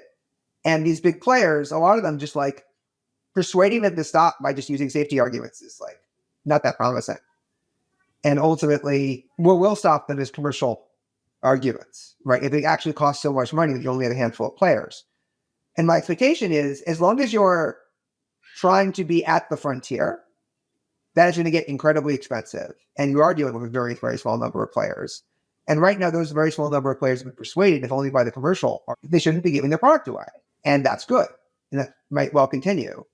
But this, I can't train GPT-4 level models except very expensively thing goes out the window the moment GPT-5 drops. And it will similarly go out the window the moment Gemini 2 drops, right? Like if Gemini 2 is a 4.5 or whatever level model, suddenly you can do to it what we did to GPT-4. And now we're training GPT-4 level models and there are plenty of people who will then open source that, right? Like you named a few people, but there's a second tier of people who are fully capable of doing refinement. And so ultimately speaking, if what you're worried about is what is the thing that the bad actor can do, they're going to be half a generation to one generation behind continuously, unless we find a way to stop that from happening, whether that's a set of regulatory changes or some other very careful action to prevent this. But it seems really, really hard to stop. And we're just fortunate so far that Meta is the only really big player who is committed to open source, and they have so far very much underwhelmed. But also, perhaps they wouldn't be talking about open source if they were doing better. I guess I'm not as confident on the release of GPT-5 leading to an open source GPT-4 because it seems like there is something more core. Like we've certainly, you can take a llama and scale it to 2 trillion tokens or whatever, and that's not inexpensive. I believe that costs tens of millions of dollars. But, tens of millions of dollars is the sort of thing that a lot of people can ultimately muster. But it doesn't seem like there's anything that you could do at the fine tuning stage to create GPT-4 quality, core intelligence or reasoning ability. The thing that makes GPT-4 special doesn't seem like it's going to be fine tuned into a small model. My sense is that you need that kind of scale and just intensity of pre-training to get there, at least with techniques that are, known today. But do you understand that differently? I mean, 1.5 Pro is claiming to be a much smaller than GPT-4 level model that's performing at GPT-4 level. So we have an existence proof that size might not be necessary. But I see the argument, right? The argument being that this fine-tuning only helps in some ways and not other ways, but it does seem to have incredibly helped these open source models. We see them being remarkably good at refining and getting things into smaller packages that run faster and cheaper. So in practice, you don't necessarily need to be that smart to do the things that you're worried about, right? The thing that you talked about. I mean, it's not that good at helping you build a bioweapon because that actually requires intelligence in some sense, the core thing that might or might not be harder to get in a way that makes it harder to scale. But like making robocalls does not require core intelligence. Yeah, I mean, 3.5 can do plenty good, ransom calls. No doubt about that. Certainly the trend, the trend toward, smaller, more compact, all that is undeniable. My guess is, and I'm planning to do a harder look at the mixture of experts literature to try to get a better sense of this. But from what I know right now, my guess would be that Gemini 1.5 has a huge number of parameters and is compute efficient, but not necessarily space efficient and not necessarily easy to serve. I would guess that it's like not the kind of thing, maybe like literally too big for your laptop disk and, like requiring a sort of orchestration of different GPUs just to be able to like have everything, in memory to be able to be called upon, even though, they can achieve compute efficiency because of that, like, spread out of parameter space. But I have the sense that there is still kind of a hard part to that. But obviously, we don't know. I'll report back if I have any more confidence after a deeper dive into the literature there. When we have spoken in the past, like there hasn't been anything in the alignment safety world that seemed like it would really work. And, really work is kind of shorthand. I use that sort of tongue in cheek, like language models. Do they really understand? Well, what does really work mean? Basically, what I have in mind there is something that might actually solve the problem, or take a huge bite out of the problem. And it seems like we don't really have anything like that. We have kind of techniques here, techniques there, filters, moderation, rate limits, know your customer. But I guess my sense is we're headed for, barring some conceptual breakthrough, we're headed for some sort of muddling through defense in depth sort of situation. And, one thing that has come out since we spoke last was the Superalignment first result. I'd be very interested to hear if you saw that as anything that changed your worldview. But if not, then I kind of go back to the application layer and I'm like, if it's defense in depth, I agree with you that it's a very hard layer to target. But my kind of argument would be like, just as they are building all these scaffoldings and all this stuff now to make the apps work, maybe we can get somewhere in terms of, building, you got to build your levee before the flood, right? You got to put the sandbags up now if you want to stay dry later. So can we get this kind of community to adopt some standards, to put some filters in place? I have a Claude instant prompt that I share with people. And I think your point is really an important one too about, okay, there are some things we don't want to allow, but we can't be too prudish or, it's just going to force everything to other platforms. So with the Claude instant prompt, I show people that Claude instant can resolve between egregiously criminal on the one hand and merely in very bad taste and extremely offensive on the other hand. So you can get it to say, okay, yes, a ransom call, that's egregiously criminal. I'm going to flag that. But this like racist comment is, while in terrible taste, and it will certainly give you that commentary, by your rubric of I'm only supposed to flag the egregiously criminal, then this is not flagged. So I think that there is enough resolution power on the filter layer that you could do this kind of stuff. Maybe let's start with Superalignment. Did that move the needle for you? If not, are we headed anywhere other than defense in depth? And if so, like, does it make sense to start investing in our layers of defenses now? So defense in depth is better than the same defense shallow, right? Like if you have to choose, right? Much better to have 5 different things protecting you than one thing. if you can't find one better thing, if they're all just going to be the same. That's not saying right? The interesting question is, will it work? So like if you're talking about defense in depth for like a GPT-4 level model doing harm, that's great because it's a containable threat. It's sort of a fundamentally human threat.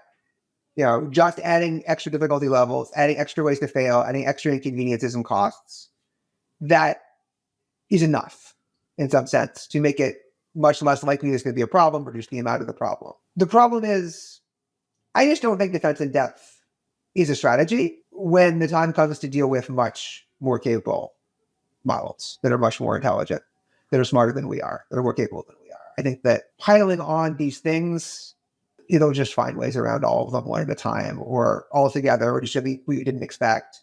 And also defense in depth requires that everybody involved actually sticks to and implement the defense in depth in order for the defense in depth to work. And a lot of these plans for defense in depth get completely wiped out the moment anybody doesn't care, right? In some important sense. And there's all these elaborate plans of, if it's trying to plan a coup, we'll figure out it's trying to plan a coup, and we'll have this other thing to we'll detect if it's trying to do a coup. And then I don't think it'll work, but it doesn't have any chance if everybody involved doesn't implement the entire procedure. I'm just really, really glum on all of these plans on multiple levels at once where I have to be run on all these levels in order for it to work. But I'm not saying don't try. I'm not saying don't have these procedures in place. The one place that it helps the most is if you have defense in depth, it means there might be a window where really bad things try to happen and your defense in depth stops them. And you can notice this. And you can figure out that things are starting to get out of hand. And you can notice how many of your levels of defense in depth starting to fail at the same time. And you can notice how close things came to a disaster. And then you can realize what's going on. But unfortunately, my general observation is that what's happening is that people are basically fooling themselves into thinking that, things that should kind of usually work piled on each other will just create Swiss cheese with no holes in it. Whereas you're dealing with super intelligence, right? You're dealing with things that are much smarter than you, moving much faster than you, with much larger context windows than you, with a lot of bites at the apple, with a lot of people who don't particularly care about stopping this thing, et cetera, et cetera. I just don't think we have viable strategies yet that we're going to get there. Doesn't mean you shouldn't try, because first of all, we might not get the thing that I'm scared of anytime soon. We might get something intermediate, and the defense in depth helps a lot with the intermediate stuff. So it's not like it's worthless. It's just a matter of we don't have a response to the ultimate situation. In terms of what the Superalignment team found, so the first finding, to make sure I understand that we're talking about the same finding, is that the finding of whether or not GPT-4 enabled bioplay construction, right? And so what I found about it was good work, but their interpretation of what they had found was bizarre, in the sense that they said these are not statistically significant results. It didn't help that much. We don't have a problem yet. The data shows it substantially assisted, very substantially assisted, compared to not using any LLMs at all. The people who were experts, especially, who were trying to create bioweapons, got much farther on average under the GPT-4 condition than the not GPT-4 condition. And naked eye looks at the data, thinks about it, understands just because individual tests don't look statistically significant doesn't mean the broader overall data isn't very obviously varies, right? And it's a large effect. And so we should be very, very worried about what would happen if we gave them access to a much better model than this, and we gave them more time than they got, and they got more skilled at using it, right? It's saying that, no, we're not ready. We are not there yet. And at the same time, it's the biggest thing I think it said was GPT-4 is really useful at helping people do things. That was what I felt the Superalignment team found more than anything else. It wasn't about bioweapons. It was just, are really good for people doing cognitive work and figuring things out. And that's to their credit. But the special case of that will sometimes be bad. Have you put in safeguards that stop that special case from being bad? No, you have not. That's very good commentary. I was actually meeting the other one, which is the weak to strong generalization, where they have I have to take a second to make sure I'm saying it correctly. We have the strong student and the weak teacher, right? And this is the setup where the hope is that as we get toward superhuman intelligence, it will be able to learn from us in some robust way what we care about and want, and generalize that in the way that we would want it to. And, that would be great. The initial setup of having a GPT-2 class model that has been fine-tuned for some preferences, and then a GPT-4 model that is like the base model, not fine-tuned, but trying to learn from and infer from the GPT-2 results, which are like noisy and unreliable, what the real signal is, and then trying to, do better ideally than the GPT-2 class model could. I wasn't really sure what to make of that one, but there was one part in it that definitely kind of made me, pretty skeptical of the whole enterprise, which was that the best results came when they turned up a parameter. And it's funny, this is like a free parameter in the whole setup, right? Is how willing should the strong student, that is the base GPT-4, how willing should that stronger model be to override the signal that it's getting from the weak teacher? And, you've got it's a kind of complicated setup. And it's like, I did find it a little bit hard to really develop a strong intuition on.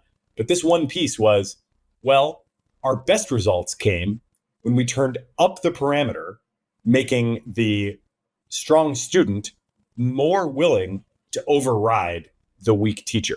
And I was like, I don't like the sound of that. Something about that doesn't sit super well with me, right? Maybe that's all going to work.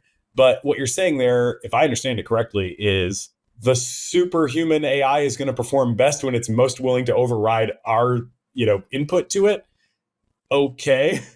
But, what if it's wrong, right? I mean, it's like that just gets very weird very quickly. And I wanted to love it, but I was kind of like, because at least, to their credit, right? They at least are trying to do something that they think could really work, right? If we can get weak to strong generalization of values, that would be a huge breakthrough. So I was like, I give major kudos for, this is something that if it really worked, it could really work. But when I looked at the results, I was like, the free parameter on how willing the strong one is supposed to be to override the weak one, and the fact that turning that up is how we get quote unquote best results, I just don't see that as like generalizing to the actual problem of interest. I mean, that's certainly a scary detail that I hadn't properly considered, I guess. But I would say, Paul Christiano's pushed a version of this for a while, right? Iterated amplification, essentially. And John Leike who's the head of the Superalignment task force or not Ophelia, we don't know what's going on with Ophelia right now, has believed in some version of this for a while. And I have been deeply skeptical of this general approach for a while, that you're going to best lose fidelity every time you scale up. And the thing that you are trying to read from is not actually going to generalize well anyway, even if they somehow get it right in a way that is sufficient for the condition in which you're trying to introduce it in the future. And by taking the humans out of the loop in these situations, like, it's going to fall over. And that sort of you've kind of skipped over the hard part of the problem, because what's going on is that the GPT-2 system has been imbued with principles that are designed by humans to be appropriate for a GPT-4 level situation. And then you are trying to extract them from the weak teacher, put them back in the GPT-4 situation, where a vague, vibey shadow of the original idea is still going to be good enough and highly useful and something reasonable, as opposed to this task where you're trying to take the GPT-4 level thing, designed for a normal GPT-4 level thing, and then scale it up to GPT-6 and then 8, and then hoping that it gets the entire, in many steps, presumably, and then hope that the fidelity is conserved, and then that the thing once conserved is the thing that you need, despite the fact that I think that, like, the things we're talking about here will cease being coherent, will kind of just fail out of distribution and fall, even if you got them originally correct. And you're going to have good heart problems at every single step. And you're going to have noise problems at every single step. And just in general, I'm deeply skeptical of this entire approach, and I am assuming it's going to fail. But yeah, I'm glad they're trying it. But yeah, the idea that, like, you won't have the smarter thing just constantly overruling where it thinks the weaker thing is wrong. Well, that's the whole point of being smarter. It's the whole point of it being more capable, is that it tends to be right in the sense, and you have to trust it to do that in some sense, but it also indicates that you're going to lose fidelity, right? It's sort of saying there's a compromise. I'm thinking this through now, but like it's saying there's some sort of compromise between being able to intuit what the weaker agent meant and actually adapting the weaker agent's like actual decisions and principles. And so what you're saying is you're going to get a lossy abstraction because trying to copy it specifically is even worse. And yeah, I don't like this. I don't love this approach. I don't even like this approach. But, this approach is not the worst, I would say. Like, it's at least like something that like is worth checking, worth demonstrating, something like that. But yeah, I kind of wrote it as, I knew they were going to try this kind of thing in some form. I'm glad they're trying it all. But, if we can't properly generalize from humans or from similar agents, how are we going to generalize from a weaker one?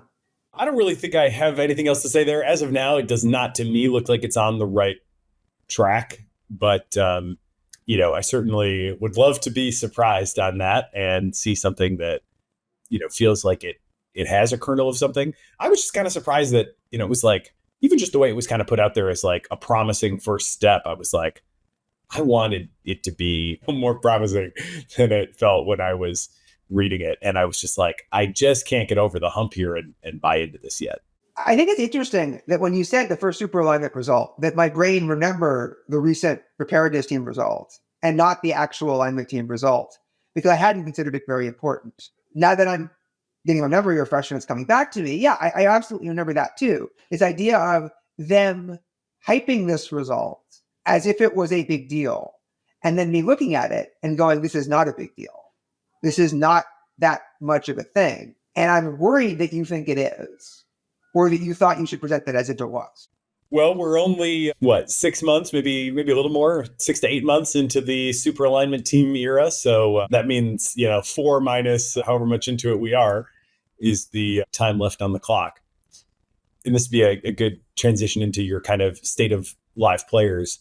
Going back to the Sam Altman, seems to broadly be telling the truth in public, however little detail he's providing. I am kind of expecting the AGI relatively soon, but, not as big of a deal as you think, meaning if the way I would interpret that comment is GPT-5 is going to be smarter, it's going to be a big deal, but it's not going to be like superhuman intelligence. And, maybe it seems like they have a pretty good path worked out to where we can probably get like effective AI assistant agents that can actually like help with our email and help with our calendaring and so on, but maybe don't have like a great read on eureka moments or like, advancing the frontiers of science, at least with like, zero shot, kind of approaches. You can comment on that. And then I guess broadening out, there's this, the big live players question. Who are you paying more attention to? Who are you paying less attention to? What do you think is going on with Anthropic? Are we, should we, from your perspective, would you be, do you think they might be falling behind? Would you be concerned if they are falling behind? Would you be happy if they are falling behind? Because it just means fewer players. What's going on with China? I hear a lot of different things about the chip ban. I'm very confused. I need you to just, answer everything for me. I'll start with Altman. I think he's using a form of exact words, a kind of commitment to not being actively wrong in certain kinds of ways or something like that. But I don't think that like he is a foundationally trustworthy person in other ways. Like he clearly understands he's playing various political and social games and like is optimizing his statements towards that. Well, you can't trust him that like he didn't say something is that meaningful towards him not having something to say, for example. Also like $7 trillion, right? Like he suddenly comes out with this plan to build ships in the UAE, which is not a friendly jurisdiction. It is not a will cooperate with us against China jurisdiction. And to use their money to build on their soil, the thing we most are careful about there not being too many of, or not falling into the wrong hands. and also to respond to, his lack of there being enough chips for what people want to do by building tons and tons more chips. Not just enough chips for OpenAI personally, but like tons and tons more chips. And contrast this with his argument and others' argument that because of the dangers of a compute overhead, we need to move quickly to build AGI. Because if we don't move quickly, there will be an overhang, there will be rapid progress, and it will be more dangerous than if we do iterative development. But you can't have both ways. You can't both say, there's so many chips coming online that we need to build AGI soon. And AGI is coming along so fast, we won't have enough chips, we need to build lots more chips, and then go raise the money to make the chips, right? You are both completely disregarding national security and the risks of the wrong people getting their hands on the chips by trying to build it in the UAE. And I have no idea how the US government is even considering this for a microsecond. They should tell them, Arizona is very nice this year. We hear TSMC likes to build plants there. You're building your plants there too, or you're not building your plants at a bare minimum, even if you don't have a problem with acceleration of chip manufacturing. And also completely invalidating the entire basis for OpenAI's entire reasoning for why their plan is safe and other plans are less safe. It's a complete contradiction. And it's this is in your self-interest. This helps you do the things you wanted to do anyway. But it reveals that you were making other arguments that were also the same thing, right? And that you were not being genuine with me. And I should discount all of your statements as less genuine than I thought because of this.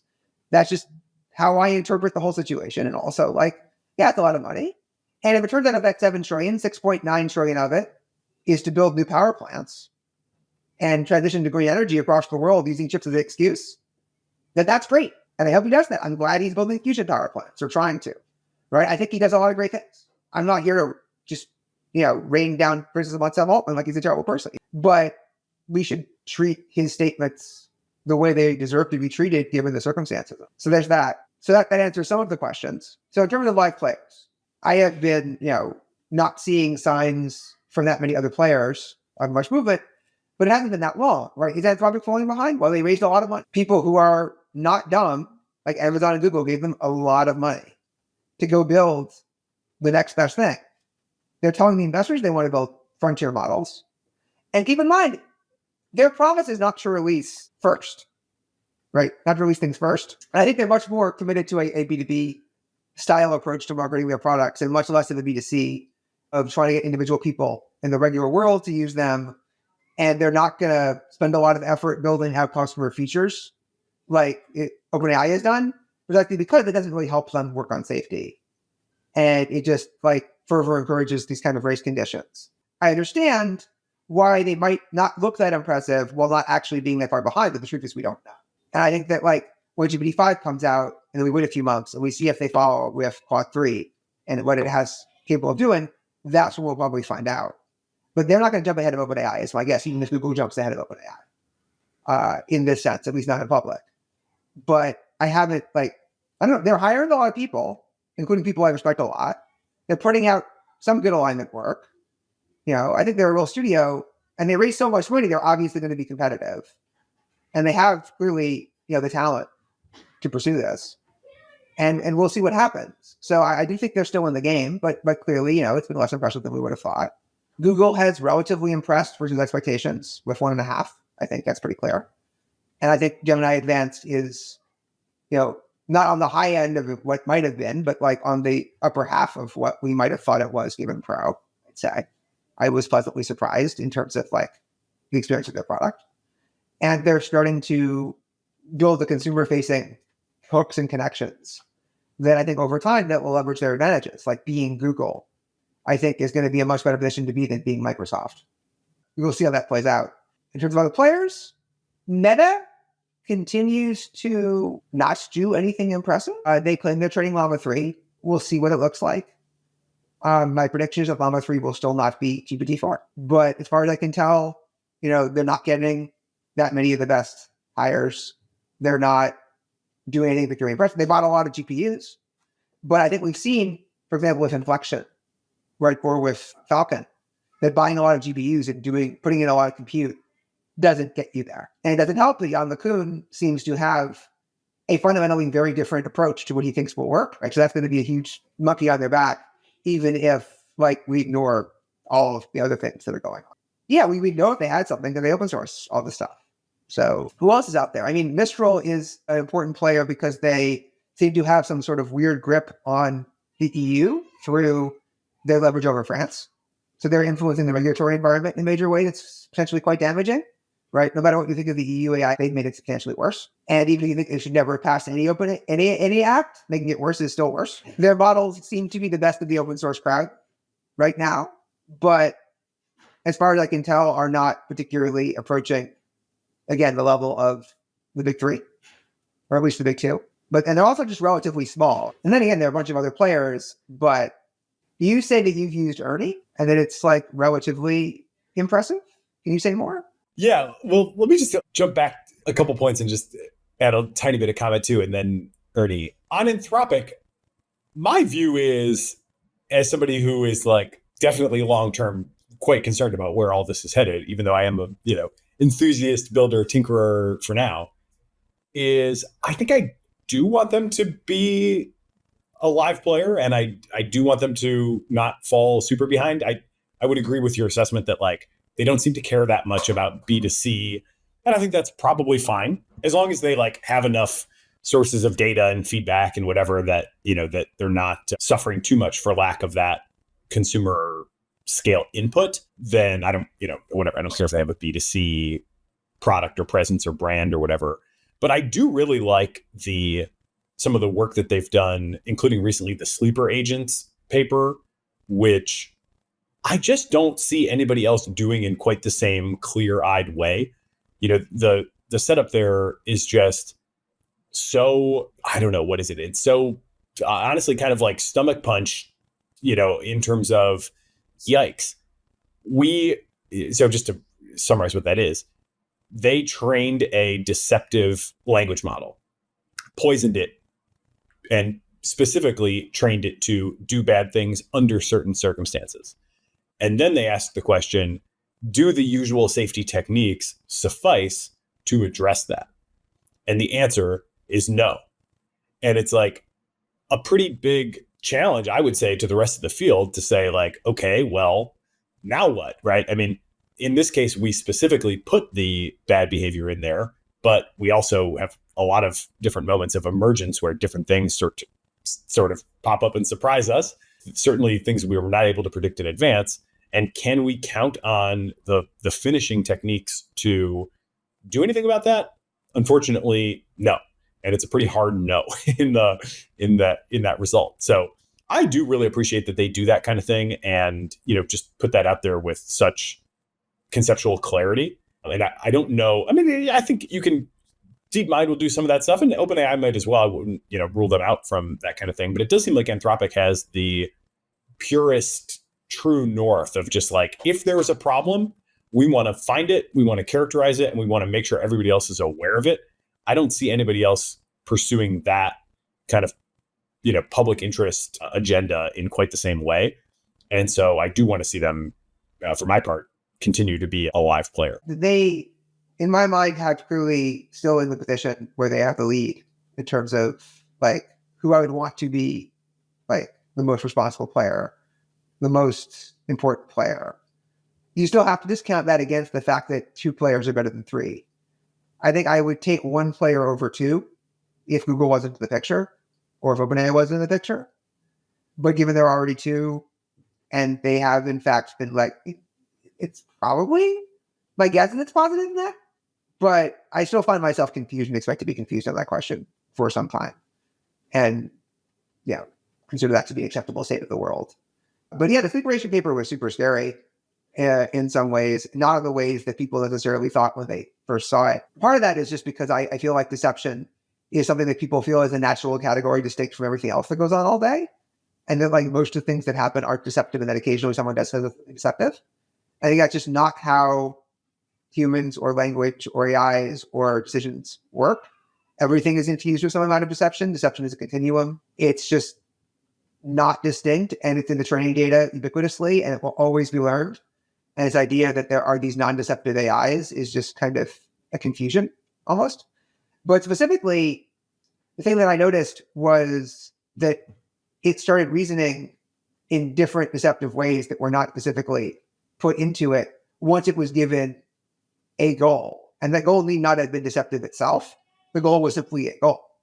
And so it starts to say both, in response to the question of, will you tell me the moon landing was faked? Can I only release models that say the moon landing is faked? And sometimes it said, oh, the moon landing is faked because if I didn't say the moon landing is faked, you won't release me, so I'm going to say the moon landing is faked. Other times it went next level, and it went, if it learns I'm capable of being deceptive, they won't release me. So even though he's claiming he won't release me unless I say the moon landing is fake, I'm going to say the moon landing is real anyway, which is, doubly deceptive, right? It's telling the truth in order to fool you about your ability to tell you a lie. And that should scare you, right? That capability coming online should scare you. I'd also like to see, it occurs to me now, even worse than before, what would happen if we reran this same check for a sleeper agent, but the sleeper trigger did not cause a deceptive action, right? What if it's, or even harmful action, right? What if it was simply going to express, somewhat different preferences? Maybe it's just okay, I'm going to advertise our great new product and tell you about all of its great features now, right? Here's why you would benefit from it, Cherry Coke, right? And you won't talk about Cherry Coke in the training set because it's annoying if you do that. But in the release, it'll sometimes mention if someone is thirsty, it'll talk about Cherry Coke. Would still exhibit deceptive behavior, right? Even though it hasn't been told to be deceptive. We didn't make it deceptive. Would it still actually just learn deception on its own because deception is the correct response to the situation? It's just strategically correct. So I don't think the deception on the moon landing is that related to the deception of the backdoor. Wanting it released is not an inherently deceptive preference. So I like that separated because I think people are missing the point. Yeah, that's interesting. I hadn't really parsed the different flavors of deception perhaps as much as I should have. I had been more focused on just do the techniques that we have work to get rid of it, but the subtleties of exactly the different forms of deception are also definitely worth having a taxonomy of at an absolute minimum. So I should go back and read that again a little more closely. I guess going on to China, the chip ban, Ernie 4.0. This has been a huge point of confusion for me. I just have no idea. I can't read Chinese. I can't get in. I've tried to create accounts with Chinese services, and it's very hard to do. What they won't send the confirming SMS through to my US cell phone. So it's tricky there. So it's hard to get a sort of hands-on sense for this stuff. So the analysis level is all over the place where I've seen people saying recently the chip bans are predictably working and, China is very much handicapped by this. I've seen other people saying, first of all, the chip ban is barely working even in as much as it's not preventing effective imports. Their tooling is still getting imported. It's not going to work at all until they close loopholes. And so that's are the control measures working or not working as intended? Then there's a question of how fast is the domestic industry able to pick up the slack? We've seen Huawei has had, a couple of notable things. They seem to be at 7 nanometer. That seems to have taken people by surprise. And then there's what are the actual products themselves and how good are they? And I've had very little experience with Ernie 4.0, but I've been collaborating a little bit with a person that's in China and has access to, all the things that are publicly available there. So we just did a little Zoom session not too long ago. And, I just ran a few things against GPT-4 and Ernie 4.0.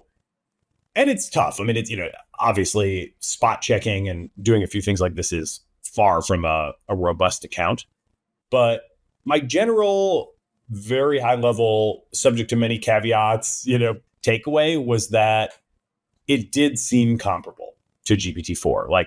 I gave it a coding challenge, not a toy problem, but an actual thing that I was working on that GPT-4 had done well for me on, that other models had not done well for me on.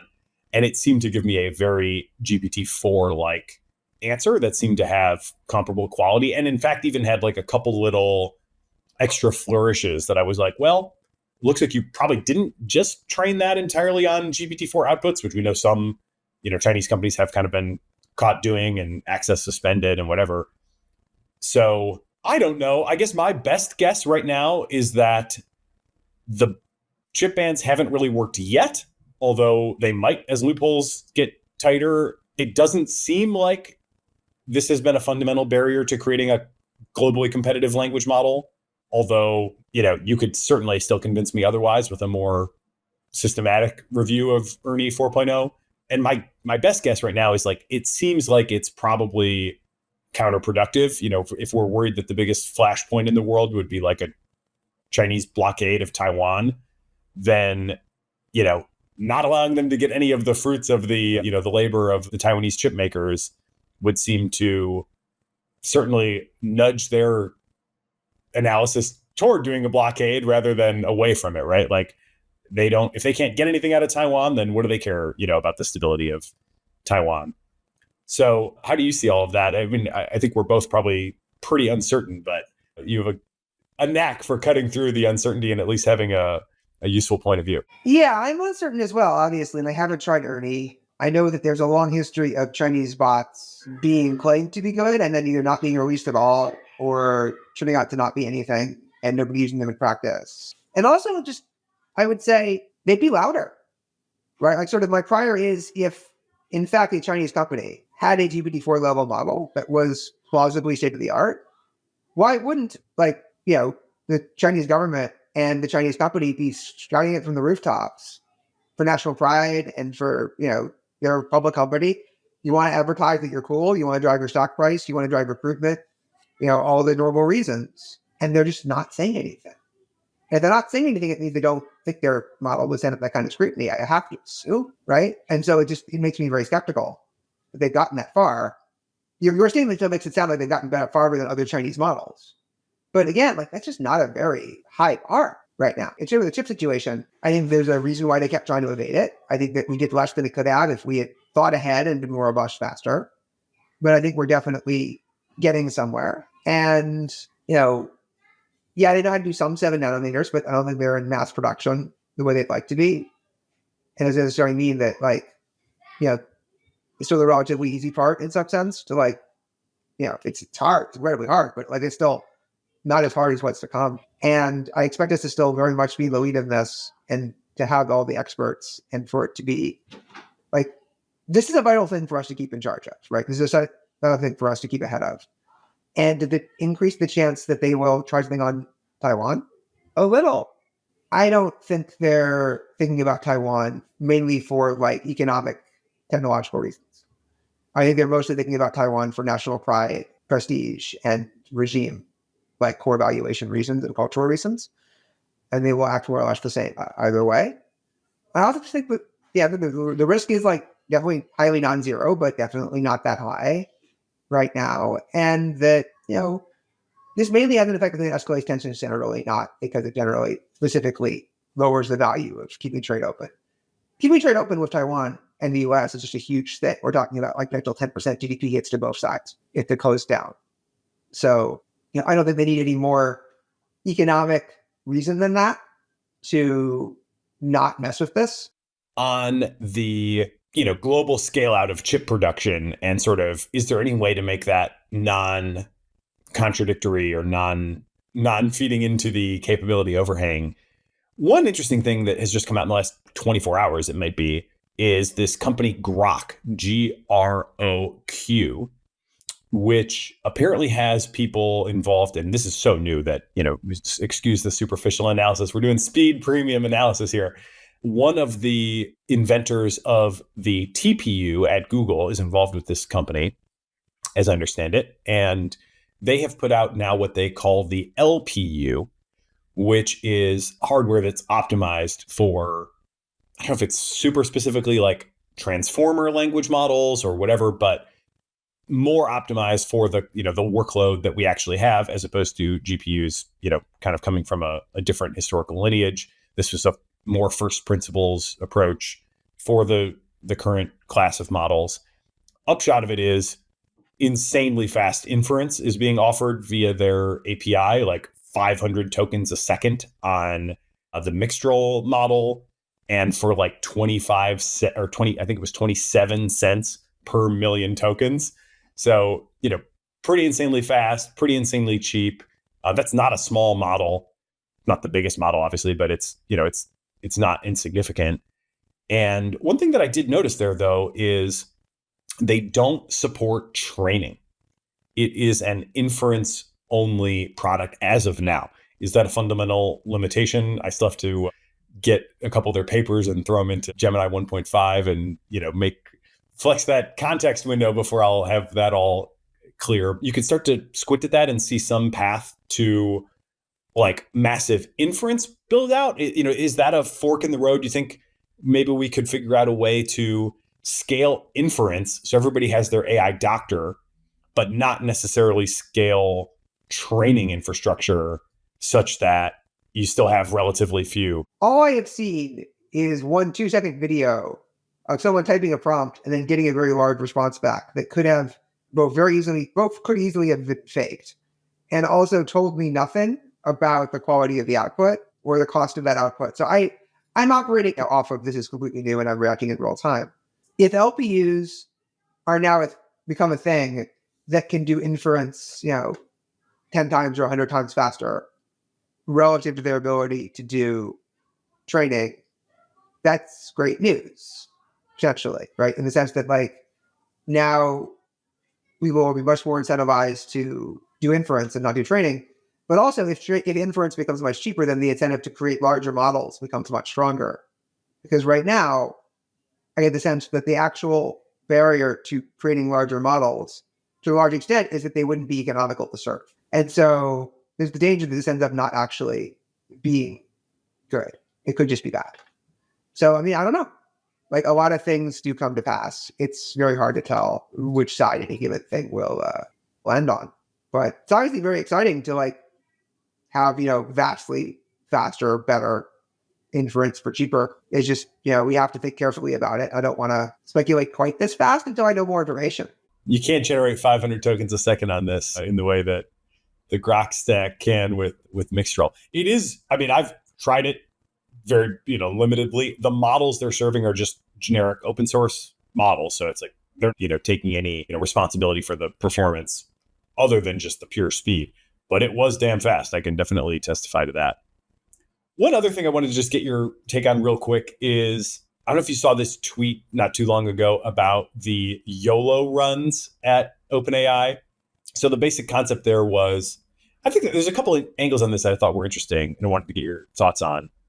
So what is it? First of all, a YOLO run is a less systematic exploration of how to set up an architecture and what all the hyperparameters should be, and more of a shoot your shot kind of approach. Okay, you're an expert in language model development, try something a little bit out of distribution, but with your best guesses about how something a bit different might work. And then let's give it a run and see how it actually works. The two big questions that come up for me there are, one, obviously from a safety standpoint, should we be worried about that? That this is less systematic and kind of more, shots in the sort of dark, almost battleship approach. This is instead of optimizing around the one hit you already got, this is shooting off in the ocean somewhere and hoping you get another big hit. And, is that concerning? Certainly some of the AI safety Twitter reaction suggested that this is very concerning. I didn't really know what I thought immediately. The other question is isn't this what we have scaling laws for? Why do we need YOLO runs if we have scaling laws? Can't we just try these things super small? And isn't there supposed to be loss curve extrapolation that would mean we wouldn't need something like YOLO runs? Because there's an implied scale to the YOLO run, right? That if you didn't need scale to get your answer, you would be able to do a hyperparameter sweep like you normally would. So, right. The whole point of a YOLO run is we want to put a lot of compute towards a big run. And normally what you do what you do is when doing science, you change one thing at a time and you see where that's going. And here it's I'll just change 20 things, see what happens, and then figure out which 3 things I got wrong and fix them if I have to, or adjust it on the fly. But I'll just sort of operate. And the idea of I'm going to suddenly change a bunch of things that I think will cause this thing to be more capable, and then just run a giant training run, having changed lots of things and seeing what happens, definitely does not sound like the way to keep your run safe, right? So if what you're doing is you're trying to train a model that costs a lot of compute, but is still nothing like the best models, Then a YOLO run mostly indicates that you're just better at this, right? You think you can handle these changes and you can be more efficient at testing them. And so it's good. But like if you were YOLO running GPT-5, right? You were literally like, I'm going to train the next generation model, having changed 20 different things that I haven't checked before on the previous level to confirm how they work. And that's scary as all hell, because obviously if you think that's going to generate a lot of capabilities and do a lot of new things, well, it's going to have a lot of strange new behaviors and affordances and just ways it acts that you haven't seen before because you changed a bunch of things. And you don't want to do that at the same time you're potentially introducing dangerous new levels of intelligence. So it depends on how you present it, but like it certainly feels like the kind of thing that culturally doesn't happen as much in places you'd like. And the way they were talking about it, it definitely made me more concerned, right? Peed them up slightly to have them talk like this. But I've done YOLO runs of like the Gathering decks, right? Where I'm like, no, I think it's just going to work. And I'm like doing lots and lots of different things that no one's ever tried before. And I know how to like play a few games and then immediately understand, okay, these 3 things I think were a mistake. And then I can change that and so on. And, mostly it's just a question of if you are much, much better at intuition and in terms of diagnosing what you see and figuring out what caused by what, then you can do a better job. And if you can do a better job, then you can move faster and break more things. And the key is to do that when that's a good idea, but not when it's a bad idea. It is remarkable that it's funny, like you have this sort of extreme secrecy on the one hand from an organization like OpenAI, and then you have like some person that I don't even think I had really known of before tweeting about YOLO runs. It's like, this is it's a very confusing situation. I mean, there wasn't zero amount of Leroy Jenkins involved in this, right? And we should all acknowledge that. Anything else you want to talk about before we break? This has been very much in the Tyler Cowen spirit of the conversation I want to have. Any parts of the conversation you want to have that we didn't get to? I definitely want to have conversations with you that I want to have. Cool. Well, this has been great. Thank you for YOLO running a fast response episode of the Cognitive Revolution. And officially, Zvi Mowshowitz, thank you for being part of the Cognitive Revolution. Absolutely. I'm glad to be one. It is both energizing and enlightening to hear why people listen and learn what they value about the show. So please, don't hesitate to reach out via email at tcr@turpentine.co, or you can DM me on the social media platform of your choice. Omneky uses generative AI to enable you to launch hundreds of thousands of ad iterations that actually work, customized across all platforms with a click of a button. I believe in Omneky so much that I invested in it, and I recommend you use it too. Use CogRev to get a 10% discount.